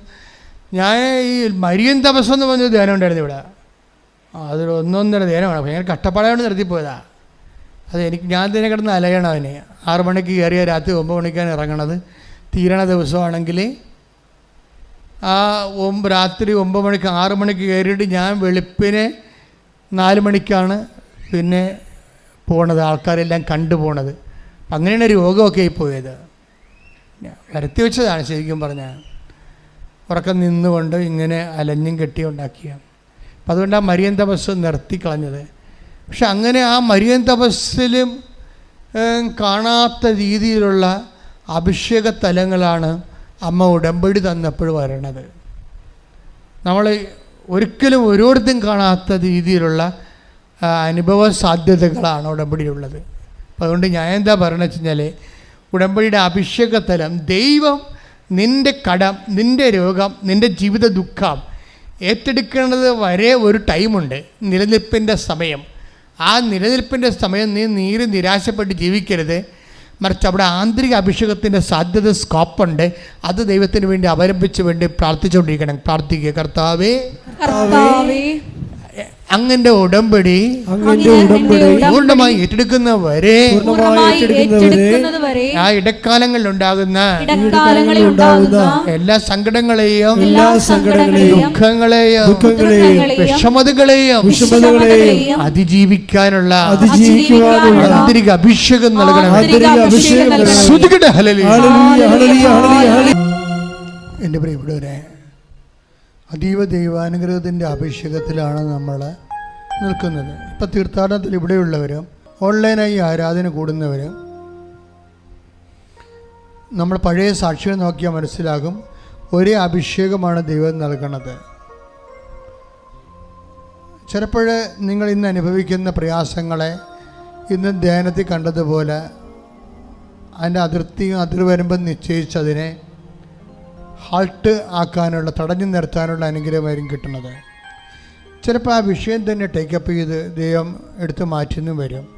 എങ്ങനെ ചെയ്താലും നിലനിൽപ്പിനുള്ള ഭാരമാണ് കർത്താവ് നൽകുന്നത്. അതുകൊണ്ട് തന്നെ രോഗങ്ങൾ മാറാനും ജീവിത പ്രാരാബ്ധങ്ങളും പ്രതിസന്ധികളും അതിജീവിക്കാൻ വേണ്ടി അഭിഷിക്തൻ ഈശോ, ഞാൻ എൻ്റെ 38 വർഷത്തെ പൗരോഹിത്യത്തിൻ്റെ ശുശ്രൂഷ അധികാരത്തിൽ സർവോപരി കൃപാസന അൾത്താരയിൽ ജീവനോടെ പ്രത്യക്ഷപ്പെട്ട പരിശുദ്ധ അമ്മയുടെ മാധ്യസ്ഥത്തിലാണ് ഞാൻ ഈശോ നാമത്തിൽ നിങ്ങളെ ആശീർവദിക്കുന്നത്. ഈ ആശീർവാദം അമ്മയുടെ മാധ്യസ്ഥത്തിൽ ഈശോ നാമത്തിൽ നടക്കുന്ന ഈ ആശീർവാദത്തിൻ്റെ ശക്തിയായ അടയാളങ്ങളും അത്ഭുതങ്ങളും ജീവിത ദുരിതങ്ങളും തടസ്സങ്ങളും മാറുന്നതിന് വേണ്ടി ഇടിമുഴക്കം പോലെ സ്തുതിക്കട്ടെ. ഹല്ലേലൂയ, ഹല്ലേലൂയ, ഹല്ലേലൂയ. കർത്താവിന്റെ ഉന്നതമായ നാമത്തിന് സ്വന്തം ചെയ്യുന്ന കർത്താവിന്റെ വിശുദ്ധ പൗരോഹിത്യത്തെ മഹത്വപ്പെടുത്തണമേ. കർത്താവെ, സഭയിലുള്ള സാന്നിധ്യം പ്രകടമാക്കണമേ. കർത്താവിന്റെ വിശുദ്ധ പൗരോഹിത്യത്തെ മഹത്വപ്പെടുത്തണമേ. കർത്താവെ, സഭയിലുള്ള സാന്നിധ്യം പ്രകടമാക്കണമേ. എൻ്റെ കർത്താവിന് ഉന്നതമായ നാമത്തിൽ സഭയുടെ അധികാരത്തിൽ കുരിശിൻ്റെ അടയാളത്തിൽ ദൈവത്തിൻ്റെ ശക്തിയാൽ മാരകരോഗങ്ങൾ, തീരാവേദികൾ, ജീവിത ദുരിതങ്ങൾ യേശുനാമത്തിൽ മാറട്ടെ. കർത്താവേ, നിന്റെ വിശുദ്ധ രക്തം ഈ മക്കളുടെ മേൽ തളിക്കണമേ. കർത്താവേ, നിന്റെ വിശുദ്ധ രക്തം ഉച്ച മുതൽ ഉള്ളംകാല് വരെ ഈ മക്കളിൽ തളിക്കണമേ. ഓൺലൈനിൽ പ്രാർത്ഥിക്കുന്നവരിലും തീർത്ഥാടനത്തിൽ പ്രാർത്ഥിക്കുന്നവരിലും ഇപ്പോൾ ഉടമ്പടി ആയിരിക്കുന്ന എല്ലാവരുടെയും പേരും കർത്താവേ, നിന്റെ തിരുമുറുപാർന്ന് വലതുകരം സ്പർശിക്കണമേ. അടിപ്പിണർ പോലെ വൈദ്യുത ആഘാതം പോലെ ദൈവിക ശക്തി ഈ മക്കളിലേക്ക് ആവശ്യിക്കട്ടെ. ഉച്ച മുതൽ ഉള്ളംകാല് വരെ കർത്താവിൻ്റെ രക്തം പടരട്ടെ. ഉച്ച മുതൽ ഉള്ളംകാല് വരെ കർത്താവിൻ്റെ രക്തം പടരട്ടെ. മാർഗരോഗങ്ങൾ, തീരാവേദികൾ, വിസർപ്പ രോഗങ്ങൾ, എപ്പിലെപ്സി രോഗങ്ങൾ, ഓട്ടിസം രോഗങ്ങൾ, തൈറോയ്ഡ് രോഗങ്ങൾ, ടോൺസിൽ രോഗങ്ങൾ, സ്പോണ്ടിലോസിസ് രോഗങ്ങൾ, ക്യാൻസർ രോഗങ്ങൾ, സിസ്റ്റ് രോഗങ്ങൾ, PCOD രോഗങ്ങൾ, നടുവ് രോഗങ്ങൾ, കിഡ്നി രോഗങ്ങൾ, ഹൃദയ രോഗങ്ങൾ, കരളിൻ്റെ രോഗങ്ങൾ, ബ്രെയിനിൻ്റെ രോഗങ്ങൾ, മുടി കൊഴിയുന്ന അവസ്ഥകൾ, എല്ലാവിധത്തിലും അലർജികൾ, ത്വക്കലർജികൾ, സിസ്റ്റ് അലർജികൾ യേശു ക്രിസ്തുവിൻ്റെ ഉന്നതമായ നാമത്തിൽ മാറിപ്പോകട്ടെ. യേശു ക്രിസ്തുവിൻ്റെ ഉന്നതമായ നാമത്തിൽ മാറിപ്പോകട്ടെ. ശ്രുതിക്കട്ടെ. ഹല്ലേലൂയ, ഹല്ലേലൂയ, ഹല്ലേലൂയ, ഹല്ലേലൂയ. എല്ലാ രോഗങ്ങളും സുഖപ്പെട്ടുകൊണ്ട് ഈശോ ഈ ആരാധനയിലൂടെ അങ്ങയുടെ നാമത്തെ മഹത്വപ്പെടുത്തണമേ.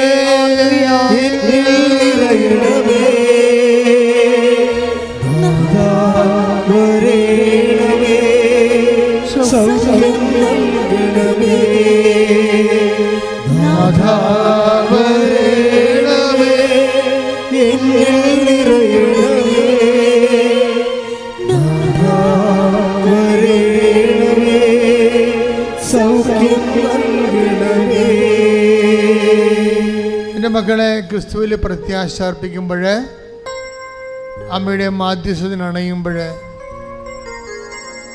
നമ്മൾ സന്തോഷത്തോടെ തിരിച്ചറിയേണ്ട ഒരു കാര്യമുണ്ട്. നമ്മൾ വിശക്കാൻ ആഗ്രഹിക്കാത്ത ഒരു മനസ്സാണ് ദൈവത്തിൻ്റെത്. അതാണ് ഈശോ പറയുന്നത്, ഞാൻ വെറും കൈയോടെ അവരെ പറഞ്ഞയച്ചാൽ അവരെ വഴിയിൽ തളർന്നു വീഴത്തില്ലേ എന്ന് ചോദിക്കണം. കുറച്ച് പേർക്ക് വീഞ്ഞ് കിട്ടി, കുറച്ച് പേർക്ക് കല്യാണത്തിന് വന്നവർക്ക് വീഞ്ഞ് കിട്ടിയില്ല. അങ്ങനെ സിറ്റുവേഷൻസ് കർത്താവ് ഉദ്ദേശിക്കുന്നില്ല. എല്ലാവർക്കും എല്ലാം കിട്ടണമെന്നുള്ള ആഗ്രഹത്തിലാണ് ഭൗതിക സാഹചര്യങ്ങളെ ഈശോ കാനായിലെ കല്യാണത്തിലെ വെള്ളം വീഞ്ഞാക്കുന്നതിലൂടെ ദൈവത്തിൻ്റെ ഒരു മനസ്സ് വെളിപ്പെടുത്തുന്നത്. എനിക്ക് ദൈവത്തിൻ്റെ ഈ മനസ്സിനെക്കുറിച്ച് പണ്ട് മുതലേ ഉൾക്കാഴ്ച ഉണ്ടായിരുന്നു. ദൈവത്തിൻ്റെ മനസ്സെന്താണ്? ദൈവത്തിൻ്റെ മനസ്സ് പാവപ്പെട്ടവൻ്റെ കൂടെയാണ്. പാവപ്പെട്ടവനെന്ന് വെച്ച് കഴിഞ്ഞാൽ പൈസ ഇല്ലാത്തവനെന്നല്ല എൻ്റെ അർത്ഥം. അത് മാത്രമില്ല, ഏതെല്ലാം തരത്തിൽ നിനക്ക് ഇല്ലായ്മ ഉണ്ടോ അവൻ്റെ കൂടെയാണ് കർത്താവ് നിൽക്കുന്നത്. എല്ലാം പരിഹരിക്കാൻ നിന്നെ ദൈവത്തിന് കഴിയും. ദൈവത്തിന് എല്ലാത്തിനും മറുപടിയുണ്ട്. നീ ചെയ്യേണ്ട നിൻ്റെ ഈ ജീവിത സാഹചര്യത്തിൽ നീ പ്രാർത്ഥിക്കേണ്ടത് ദൈവം വരണേ നിൻ്റെ ഹൃദയത്തിലെന്ന്. ഈ ഒരു കുറവ് നോക്കിക്കൊണ്ട് ഇത് നികർത്താൻ വേണ്ടി എൻ്റെ രക്ഷകനായ എൻ്റെ ദൈവമേ നീ എൻ്റെ ജീവിതത്തിലേക്ക് വരണമേ പറഞ്ഞ് കർത്താവേ എൻ്റെ കുടുംബത്തിലെ എൻ്റെ ജീവിതത്തിലെ വിദ്യാഭ്യാസപരമാകാം, അതിർത്തി തർക്കമാകാം, വീടില്ലാത്ത അവസ്ഥയാകാം, വഴിയും വസ്തുവില്ലാത്ത അവസ്ഥയാകാം, ജോലിയില്ലാത്ത അവസ്ഥയാകാം, സാമ്പത്തിക തകർച്ചയാകാം. കർത്താവേ ഈ കുറവ് നിവർത്തിക്കൊണ്ട് നീ തന്നെ നിന്റെ നാമത്തിലെ എന്റെ ജീവിതത്തിലെ ആന്തരിക അഭിഷേകമായി അടയാളം കാണിക്കണമേ.